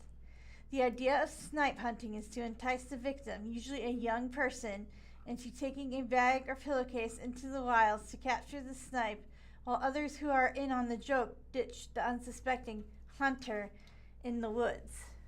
While it's a classic Ozarks joke, snipes are actual migratory game birds, according to Game and Fish magazine, a long-beaked, fast-flying shorebird that inhabits thick marshes, wet pastures, and muddy flats. Of course, there are few of those in the immediate Route 66 Stadium area. Fans can find tickets for the Snipe Hunters games at springfieldcardinals.com/promotions. The byline reads, Cardinals are home after a 2-4 road trip. Springfield returns home after a 2-4 road trip to Frisco, which concluded with the Cardinals, 25-31, fourth in the Texas League North, dropping both ends of a Sunday doubleheader by 6-4 scores. Lefty prospects shine. It was a good week to be one of the top left-handed pitching prospects in the Cardinals organization. Number 1 prospect Liam Doyle, a first-round 2025 draft selection, earned his first professional victory on June 4th. Doyle allowed 2 runs on 4 hits over 5 innings with 6 strikeouts and 1 walk in a 6-4 victory at Frisco. Doyle, scheduled to start the 11:15 game on Wednesday, tied his season high in innings in last week's start and has struck out over 36 over his last 5 starts, 23 innings, after striking out 18 in his first 5 starts, 15 2/3 innings. And what follows is a picture of Springfield Cardinals starting pitcher Liam Doyle as he takes off from the mound on Wednesday, April 2026 in Springfield. At AAA Memphis, number 6 prospect Quinn Matthews was dominant, allowing just 1 hit in 6 innings while striking out 9. The 2024 standout in his time with Springfield walked 1 in the 2-0 victory over Louisville. Another lefty who was dominant in a short stay with Springfield in 2024 made his first appearance on June 4th in 11 months. Cooper Hirby threw a hitless inning with 1 strikeout for the Cardinals' rookie-affiliated Jupiter. Hirby, a 2023 first-round draftee out of Oregon State, last pitched in a game on July 22nd, 2024 with Springfield. Welcome to Springfield. 2 recently promoted players called up from High A Peoria have made quick impacts with Springfield. Infielder Miguel Villarroel has opened 7 for 20 at the plate with a home run, double, and triple through 4 games. Meanwhile, outfielder Jose Cordoba hit home runs on Friday and Saturday at Frisco and also has stolen 2 bases in his first 4 Texas League games. Honeyman sweet with his swing. First-year Springfield outfielder Travis Honeyman continues to excel as one of the team's best offensive players. A 2023 third-round draft choice out of Boston College, Honeyman is hitting .280 with 5 home runs after collecting 3 hits, including a home run in each game on Sunday. He is 20 for 22 in stolen base attempts this season. Honeyman is hitting .316 with 2 home runs in 5 June games. Molina looks for mound repeat. Cardinals number 29 minor league prospect Mason Molina, a former Arkansas Razorback, is scheduled to open the homestand on the mound Tuesday night. Molina, a 22-year-old lefty, posted his first quality start on June 3rd at Frisco, working 6 innings and allowing just 2 runs with 5 strikeouts. Molina's 3.15 earned run average ranks 3rd in the Texas League through his 10 starts. Amarillo prospect to watch. The Amarillo Sod Pools, AA affiliate of the Arizona Diamondbacks, visit Route 66 Stadium for a 6-game series starting on Tuesday night. The Cardinals swept a 3-game series at Amarillo to open the season. The Sod Poodles are 27-29, 3rd in the 5-team Texas League South Division. The top-rated Diamondbacks prospect on Amarillo's roster is number 5, Demetrio Crisantes, a 21-year-old infielder who was a 7th-round draft choice in 2022. Crisantes was promoted to AA last week and debuted with hits in 2 of his first 3 Texas League games. And here's the Cardinals' home stand at Route 66 Stadium, Tuesday, June 9th, Amarillo at Springfield, 6:05 p.m., Wednesday, June 10th, Amarillo at Springfield, 11:15 a.m., Thursday, June 11th, Amarillo at Springfield, 7:05 p.m., Friday, June 12th, Amarillo at Springfield, 7:05 p.m., Saturday, June 13th, Amarillo at Springfield, 6:35 p.m., and Sunday, June 14th, Amarillo at Springfield, 6:05 p.m. Ticket info can be found at springfieldcardinals.com or call 417-863-2143. And in some kind of similar sports news, Branson dads can compete in a whitewater pageant judged by Ryan Lochte. Whitewater is bringing an Olympic-sized splash to Father's Day week. Ryan Lochte, 12-time Olympic medalist and one of the most decorated swimmers in history, will be making a special appearance at the Branson Water Park on Tuesday, June 16th. Lochte will greet guests from 11 to noon before serving as a celebrity judge for Whitewater's first ever father figure pageant. It's a lighthearted contest celebrating dads, grandpas, uncles, and other father figures. The pageant begins at noon and will feature 3 rounds of competition: a wave pool, runway walk, hula hoop, and freestyle dance. The top 3 father figures will receive a pair of tickets to Silver Dollar City, along with gifts from Blue Lizard Sunscreen and Whitewater. Guests interested in competing can sign up the day of the event at the radio booth near the wave pool. Lochte won 12 Olympic medals during his swimming career, making him the 3rd most most decorated Olympic swimmer by total medals, beyond Michael Phelps and Katie Ledecky. His visit also comes weeks after Missouri State University announced Lochte is joining its swimming and diving team as an assistant coach. The meet and greet and pageant are included with park admission. And one other quick water story here. Is bottled water left in a hot car safe to drink? Well, here's what to know. Summer's here, and with it comes, of course, the return of Missouri's summer heat. Well, as the days will get hotter, you might find yourself bringing a bottle of water with you wherever you're out. And sometimes you might accidentally leave an unfinished bottle in your car, only to find it later baking under the hot sun. Now, whether you want to drink that water or not is up to you, but is it actually safe to drink? Well, here's what to know as temperatures continue to climb across the Show Me state. The first byline reads, how hot can a car get during a heat wave? Cars heat up quickly, even when outdoor temperatures don't seem extreme. According to the National Weather Service, the inside of a vehicle can rise by 20 degrees to more than in 10 minutes. Dark interiors, direct sunlight, closed windows can push temperatures even higher. So the next byline reads, is bottled water left in a hot car safe to drink? Generally, yes, if the bottle remains sealed and hasn't been sitting in extreme heat for an extended period or repeatedly heated, cooled, and reheated again inside a vehicle. In other words, a bottle left in a hot car for a few hours is generally considered fine to drink, but you probably want to toss it if it's been sitting for more than a day. The biggest concern usually isn't bacteria, but instead microplastics. A 2014 study examined 16 brands of bottled water sold in China that were stored at 158 degrees Fahrenheit for 4 weeks and found higher levels of antimony, a substance listed as toxic by the Centers for Disease Control and Prevention, as well as bisphemol, a BPA, a chemical used in some plastics that has been under long-term scrutiny. Even so, only one of the 16 brands tested exceeded the EPA standards for antimony and BPA. So the next byline reads, when should you throw bottled water away? Well, you may want to discard the bottle if the seal has already been broken or if the bottle looks warped or damaged from heat exposure, according to the CDC. It's also a good idea to toss if the water smells or tastes unusual after sitting in a hot car. Are reusable water bottles better in the heat, is the next question. Reusable insulated bottles, especially stainless steel varieties, typically hold up better in hot conditions than thin, disposable plastic bottles. Still, reusable bottles should be cleaned regularly, particularly after being left in a hot car with sports drink, flavored beverages, or anything outside of plain water. How to stay hydrated this summer? Health officials recommend drinking water consistently during extreme heat, even before feeling thirsty. And other tips include storing extra water indoors instead of in the car, using insulated reusable bottles when possible, avoiding leaving drinks in direct sunlight, check on children, older pets and older adults during extreme heat. And the CDC warns that heat-related illnesses can develop quickly during prolonged periods of high temperatures and humidity.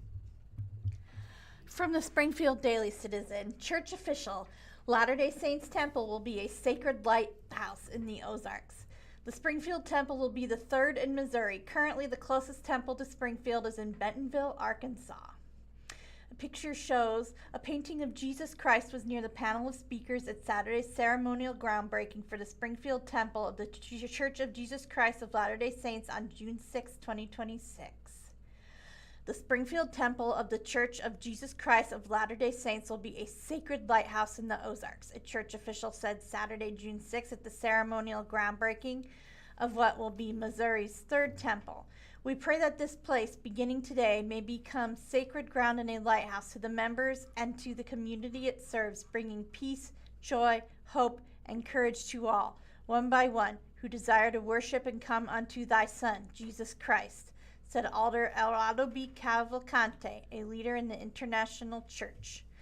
About 550 people were present Saturday morning for the ceremonial groundbreaking. The parcel is 38 acres at the southern tip of Springfield. Under a large tent at the ceremony was enough communications, broadcast equipment to live stream the ceremony to Latter-day Saints around the world. The picture that follows is church official Elder Arado B. Cavalcante speaking at the ceremonial groundbreaking. What began as a small branch has become a flourishing region of Zion throughout the Ozarks, Cavalcante said. Over the years, 7 strong stakes having been established in this area, strengthening the saints and preparing the way for the sacred day. For many years, faithful members in this region have traveled a great distance to worship in the house of the Lord, sacrificing time, resource, and comfort to attend temples in Dallas, St. Louis, Kansas City, and Bentonville. The temple in Bentonville, Arkansas, is the closest to Springfield, 124 miles away. It was finished and dedicated in September of 2023. The byline reads, "I'm here because I need to be here."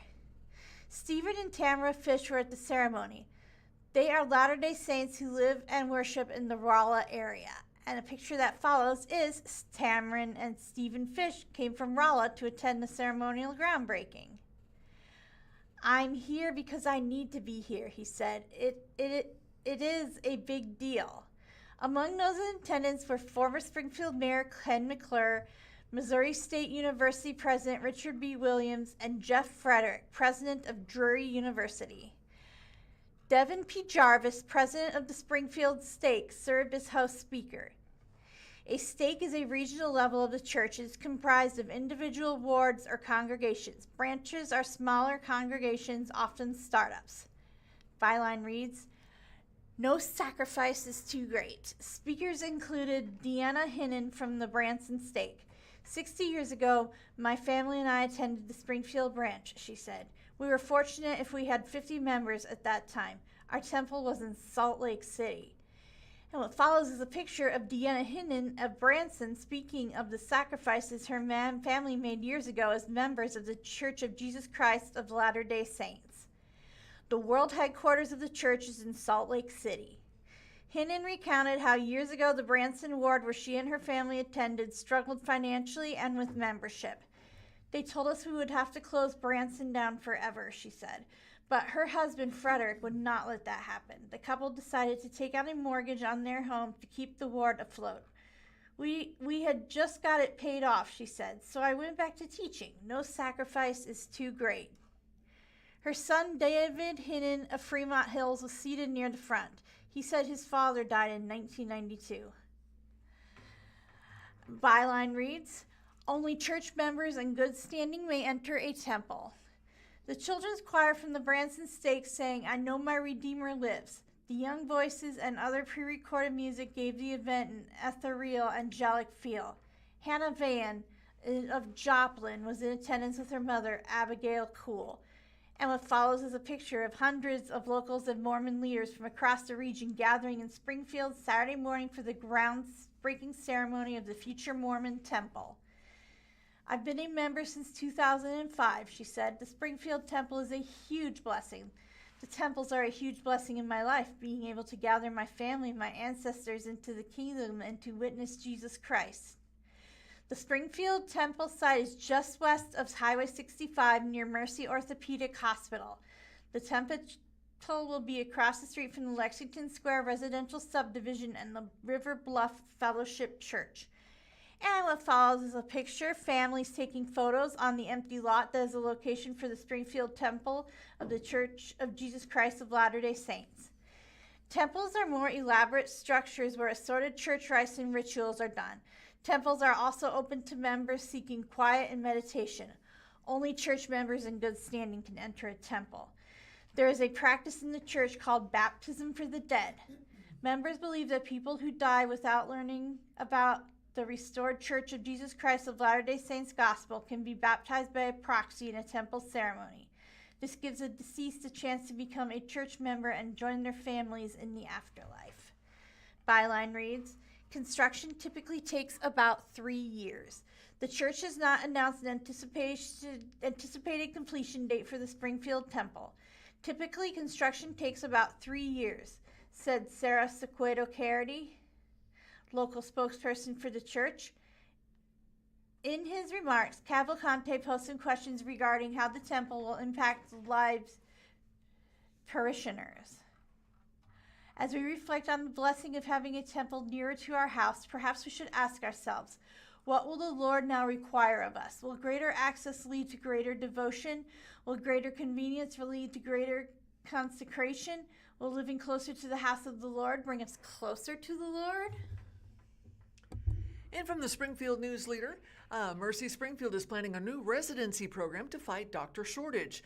Mercy Springfield Communities plans to launch a graduate medical education program in summer 2027.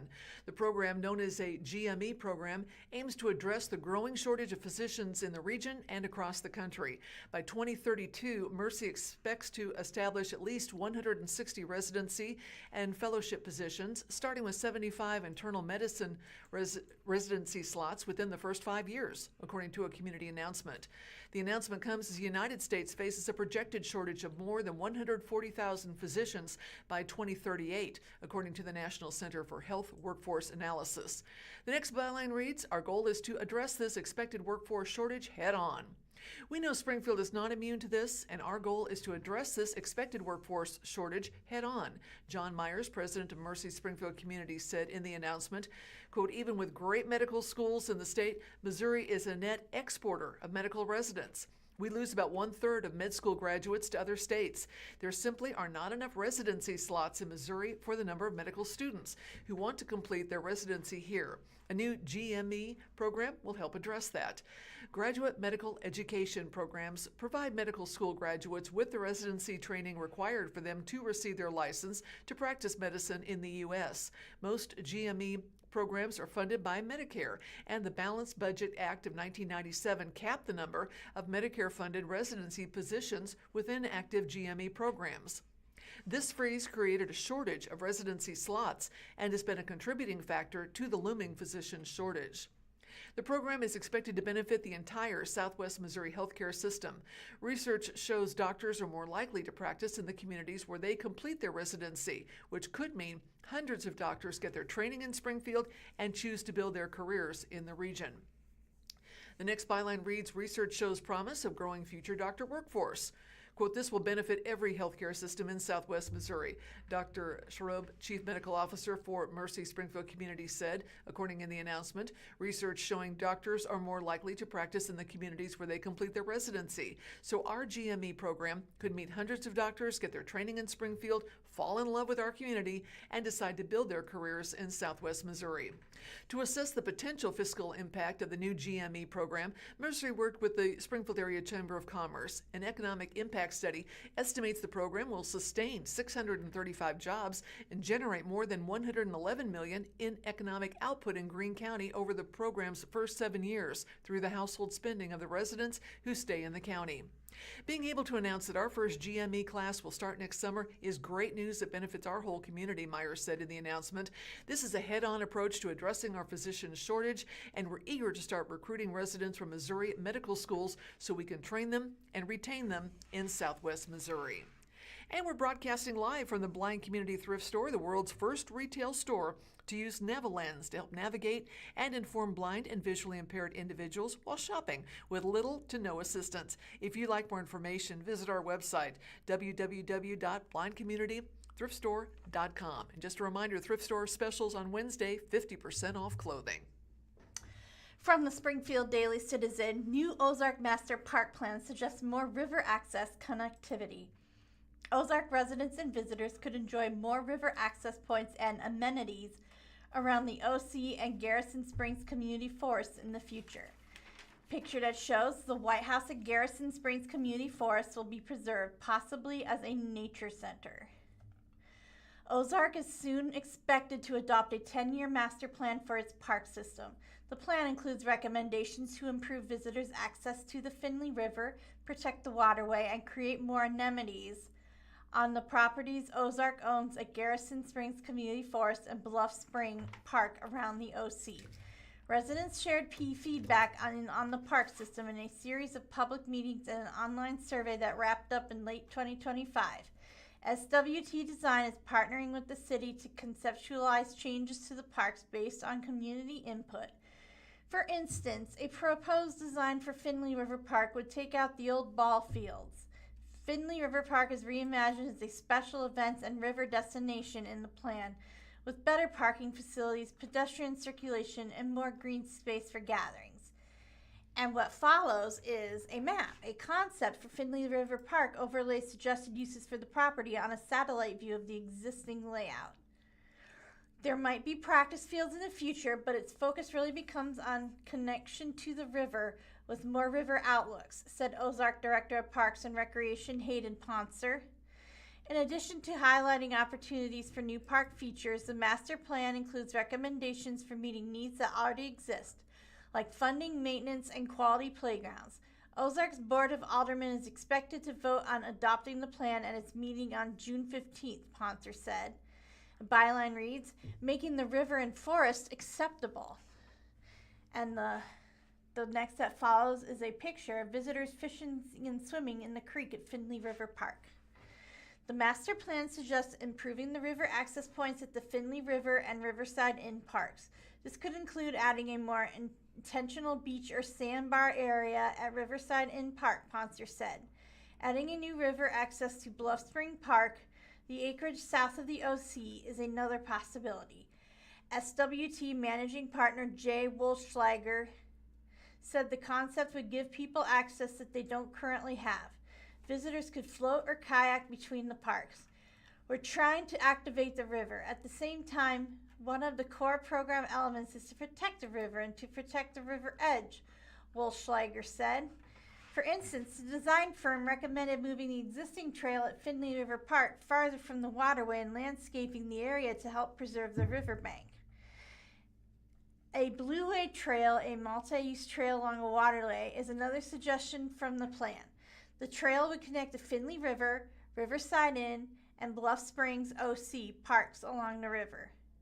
Several separate sections of the trail have already been completed around each of these parks. Over the next decade, Ozark plans to continue developing the Garrison Springs Community Forest property. The community forest, which has a long history as a water source and recreation area, opened to the public in June 2024. Existing structures at Garrison Springs, including a house and a barn, will be preserved. The house could become a nature center with an amphitheater outside.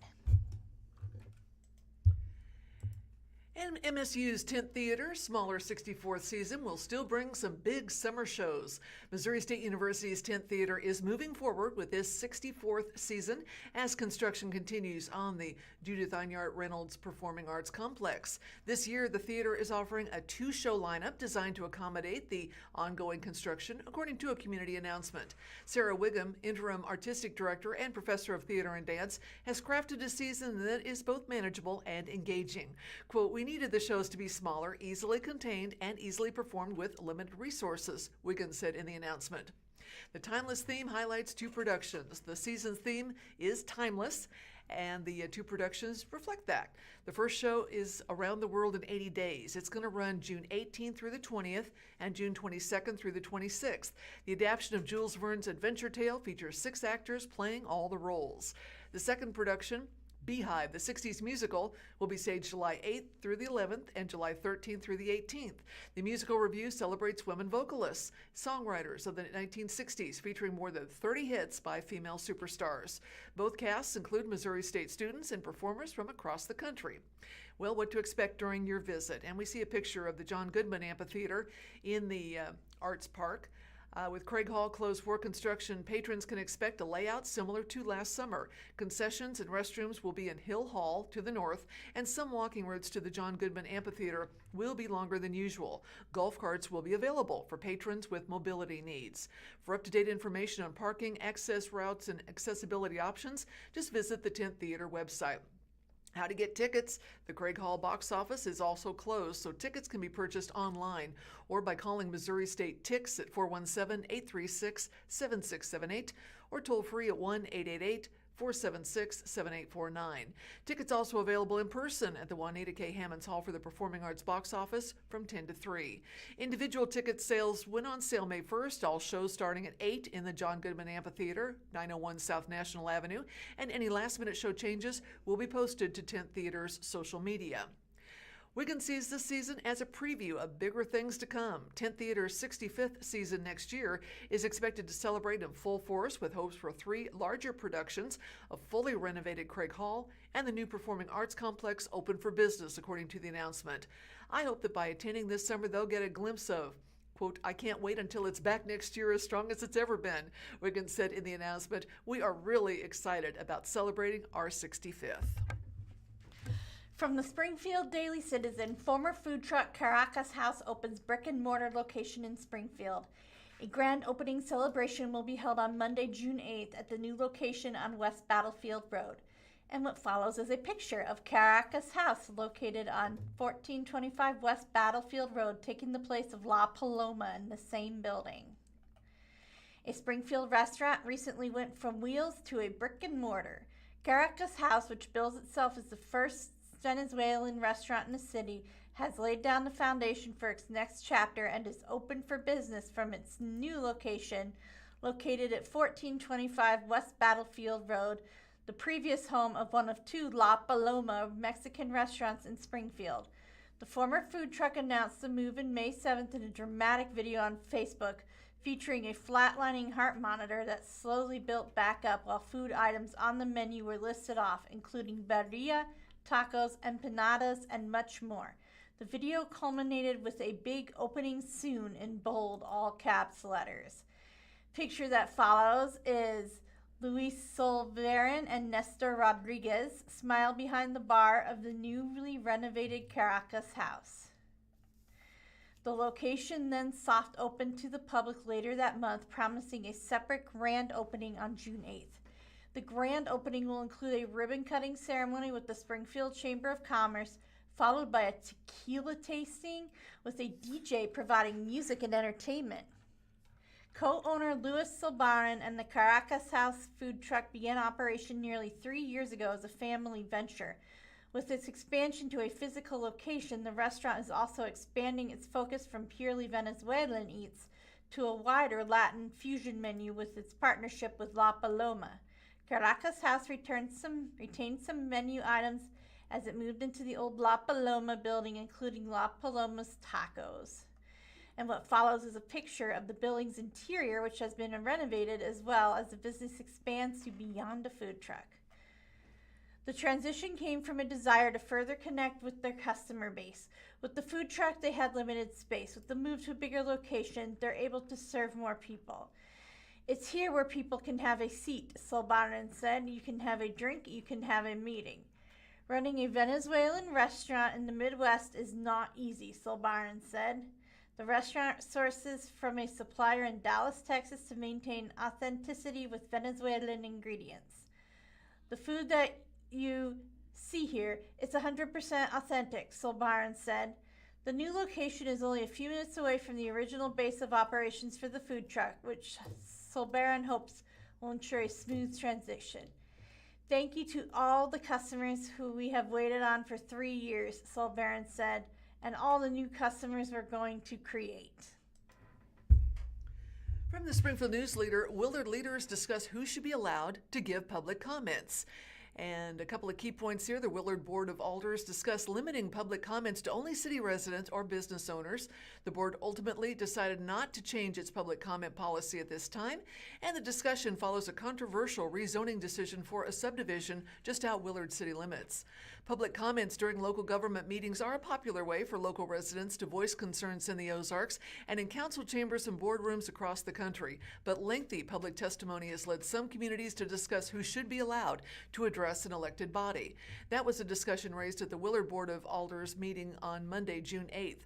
While ultimately the board did not decide on any changes to its public comment policy, Mayor Troy Smith proposed only allowing those who live or own a business within city limits to be allowed to speak during citizen input. The citizen input section is an open forum portion of the board meeting that allows anyone to raise a topic in front of the board. This is different from public hearings on specific agenda items that require speakers to stay on the subject and provide for anyone affected to address the topic. And what follows is a picture of the Willard City Hall sign.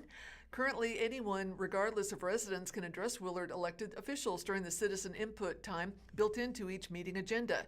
An open forum of that sort is not required by law, but is a common inclusion in Missouri. By law, local governments can determine the time, place, and manner for public comments without discriminating on the context on the content of comments. Willard City Attorney Holly Dodge said courts have upheld government bodies' ability to limit public comment to only residents of the municipality, since those are the people who elected officials to represent them. However, through the discussion, board members said it would be too tricky to define who a citizen is and whether land or business owners who may not live or vote in Willard could still be categorized as such. The proposed ordinance in front of the board on June 8th would have placed a citizen input at the end of the meeting and would require speakers to sign up before the meeting begins, along with limiting who could speak. Former Mayor and Alderman Sam Baird addressed the board before the discussion, asking for citizen input to be earlier in the agenda and to include those who own property within city limits. Smith emphasized that currently anyone, whether they live in the city, in a county, or completely different state, can address the board. He said that even if citizen input was limited, anyone would still be able to contact the board and share their thoughts via phone call or email. Quote, everyone has representation, Smith said. The people who live in the meadows or just 10 feet outside of the city limits of Willard, they have county representatives. They have people there that are supposed to represent them and their interests. The largest discussion point centered on people who are served by Willard Water and Sewer, but don't live within city limits. Alderwoman Casey Billier said those people are still impacted by the decisions the board may make and should be able to address the board. The city created a water advisory board after non-city residents raised this exact issue. Rate changes impacted them without any representation in city government. The Water Advisory Board includes out-of-town resident members and holds its own citizen input sessions.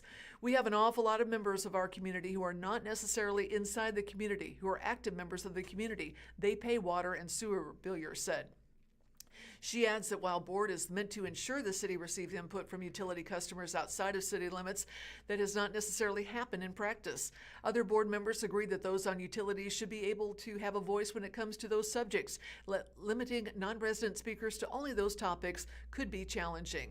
Currently, Willard also does not have a codified time limit on citizen input. Dodge recommended a 2-minute limit for each speaker, noting lengthy meetings mean city employees are working overtime. According to the draft ordinance attached to the agenda, that time limit would pertain to public hearings, not citizen input. Springfield provides each speaker 5 minutes, though for public hearings, the limit can be reduced to 3 minutes per speaker if 8 or more people have signed up. By the end of the discussion-only agenda item, the board decided not to move forward with any changes at this time, though Smith said it could be revisited later. The discussion comes on the heels of a controversial Greene County rezoning for a subdivision just outside of Willard city limits. Greene County Commission approved a rezoning of roughly 14 acres last week to allow for smaller-sized lots to be developed just northwest of the intersection of North State Highway AB and State Highway EE. Willard city government was involved in utility infrastructure talks pertaining to the new subdivision plans, and future annexation was discussed during county hearings. Nearby residents have vehemently opposed the development, voicing concerns about higher density and inadequate infrastructure in the area. Smith told the News-Leader the subdivision proposal was not the only factor in raising the topic. He said instead it came from seeing many other public hearings across both the region and the country that have included lengthy testimonies from people who, quote, have no vested interest in the area. While Willard simply discussed possible changes to public comment procedures, the Branson Board of Aldermen were set to discuss and vote on changes to their own public comment rules Tuesday, June 9th. The amendment in front of the Branson Board would limit public comments only to residents of Taney or Stone counties or a representative or employee of a business within city limits. The change was initiated in April after a February board meeting drew hours of testimony, including from several speakers residing in Springfield. Alderman Clay Cooper said during the April meeting that previously Branson's public comment was limited to those living only within city limits, but then changed to open it up to everyone. From the Springfield Daily Citizen, The Roost is opening a 4th location in building formerly occupied by The Pitch. With 3 established restaurants and another one on the way, The Roost owners are now eyeing franchise possibilities. And the picture that follows is the building that used to house The Pitch Pizza and Pub will reopen as a Roost Bar and Grill this fall. They're going to add a fenced-in patio. Southeast Springfield is getting a new restaurant with a scratch kitchen. The Roost Bar and Grill is opening its 4th location on East Sunshine Street in the space formerly occupied by The Pitch Pizza and Pub, which closed in February. Business partners Mike Flavin and Jean LaFaro are expanding the restaurant's footprint again. We wanted to open on this side of town for some time. It's been about 6 years, Flavin said. We have had 3 deals fall through, just different things that didn't work out. The realtor we used called and said, a place just closed its doors and the space is for lease. I think you need to look into this. We immediately went and took a look and made an offer, and the rest is history.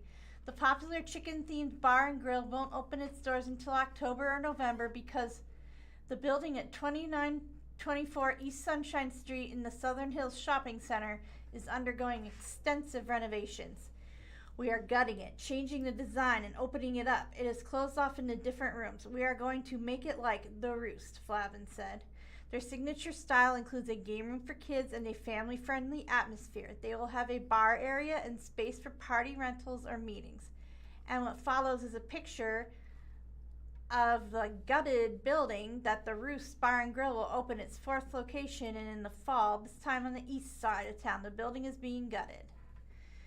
Pitch customers might be surprised to know the space is 6,100 square feet because of the sectioned off layout. The kitchen is close to 3,000 square feet, which Flavin said is wasted space. So they are moving the restrooms and downsizing the kitchen to add more tables. It's going to look a lot different, he said. It will sit at least 200. They are installing a fenced-in patio out front. Next byline reads, from a tanning salon to the restaurant business. Flavin opened his first location of the Roost Bar and Grill on West Sunshine in 2009. The economy was in a recession, and many people thought he was crazy to open an eatery, especially when he had no experience in the food industry. At the time, he was a commercial real estate agent and owned a tanning salon with his wife. When another restaurant fell through in the same complex as their tanning salon, Flavin said he decided to start one because he felt there needed to be a bar and grill in that area and the demographics would support one. A St. Louis native and avid St. Louis Cardinals fan, Flavin decided to pay homage to his favorite team. Red is the dominant color throughout the venue. The Roost is chicken-themed and has many chicken dishes on the menu. And what follows is a picture, oh, it looks good, of the chicken sandwiches are hand-breaded to order, as are onions and mushrooms. The food menu is the same at each restaurant. They serve wraps, quesadillas, burgers, and lots of chicken sandwiches, grilled or fried. They hand-bread everything to order from chicken to mushrooms and onion rings. They make their own patties, sauces, and dips such as queso dip, pizza sauce, pico de gallo, and ranch. Byline reads, from a crazy idea to a thriving business. A decade after opening his first restaurant, Flavin teamed up with his now business partner Jean LaFaro to open another one at the intersection of Republic and Cox Roads. In 2024, they expanded into the city of Republic and are now happy to be opening on the east side of Springfield. Flavin said there aren't a lot of family-friendly bar and grill options on this side of town, and it's a growing area. It's our demographic, he said. We get a lot of people that come from that area, and a lot of their kids play at the field house, and they say, gosh, we wish you would open up over there. We like to go in by schools because we do a lot of sponsorships at schools. And what follows is a picture of the business partners Mike Flavin and Jean LaFaro.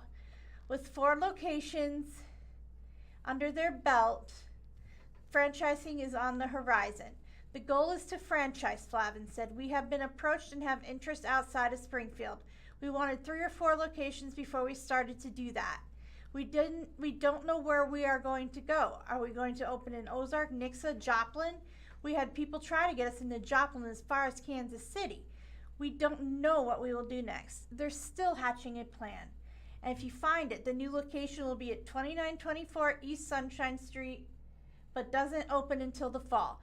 You can find other locations at 2025 West Sunshine Street, Suite 104, Springfield, 4216 South Cox Road, Suite 112, Springfield, and 2510 State Highway MM, Republic, or online at theroostbarandgrill.com. And continuing the year-long celebration of the 100th birthday of Route 66, the History Museum on the Square opens its newest exhibit, Miles of Memories, celebrating Route 66 Centennial. The retrospective exhibit brings together highlights from the museum's 5-year Route 66 exhibit series exploring Springfield and Greene County's impact on America's most famous highway, according to a release from the museum on Park Central Square in Springfield. Museum Executive Director Scott Fitzgibbons said the Centennial Year is an opportunity to celebrate not only the road itself, but the communities that gave it character. Miles of Memories allows visitors to revisit the stories we've shared over the past 5 years and discover how Springfield helped transform Route 66 into a symbol of American travel, adventure, and culture, he said. Beginning in 2022, the museum launched a multi-year exhibit series designed to explore different aspects of life along the Mother Road. The release recalls including exhibits that focused on the restaurants, service stations, hotels, motels, and roadside attractions. The current exhibit is scheduled to remain on display through September 20th. And we would like to thank you for tuning in to the Blind Community Thrift Store radio reading service today. Tune in every week, Monday through Friday, on the Blind Community Thrift Store's YouTube channel beginning at 10 a.m. for more up-to-date news from the Springfield News-Leader, Springfield Daily Citizen, Springfield Business Journal, and 417 Magazine. And listen after we're live on the Audio Reader Network at www.reader.ku.edu. All broadcasts are played over KSMU subcarrier airwaves at 67 kilohertz on 91.1 from 3 to 5 p.m. Monday through Friday. Contact Audio Reader Network for information on receiving a pre-programmed radio. 12 p.m. Yeah.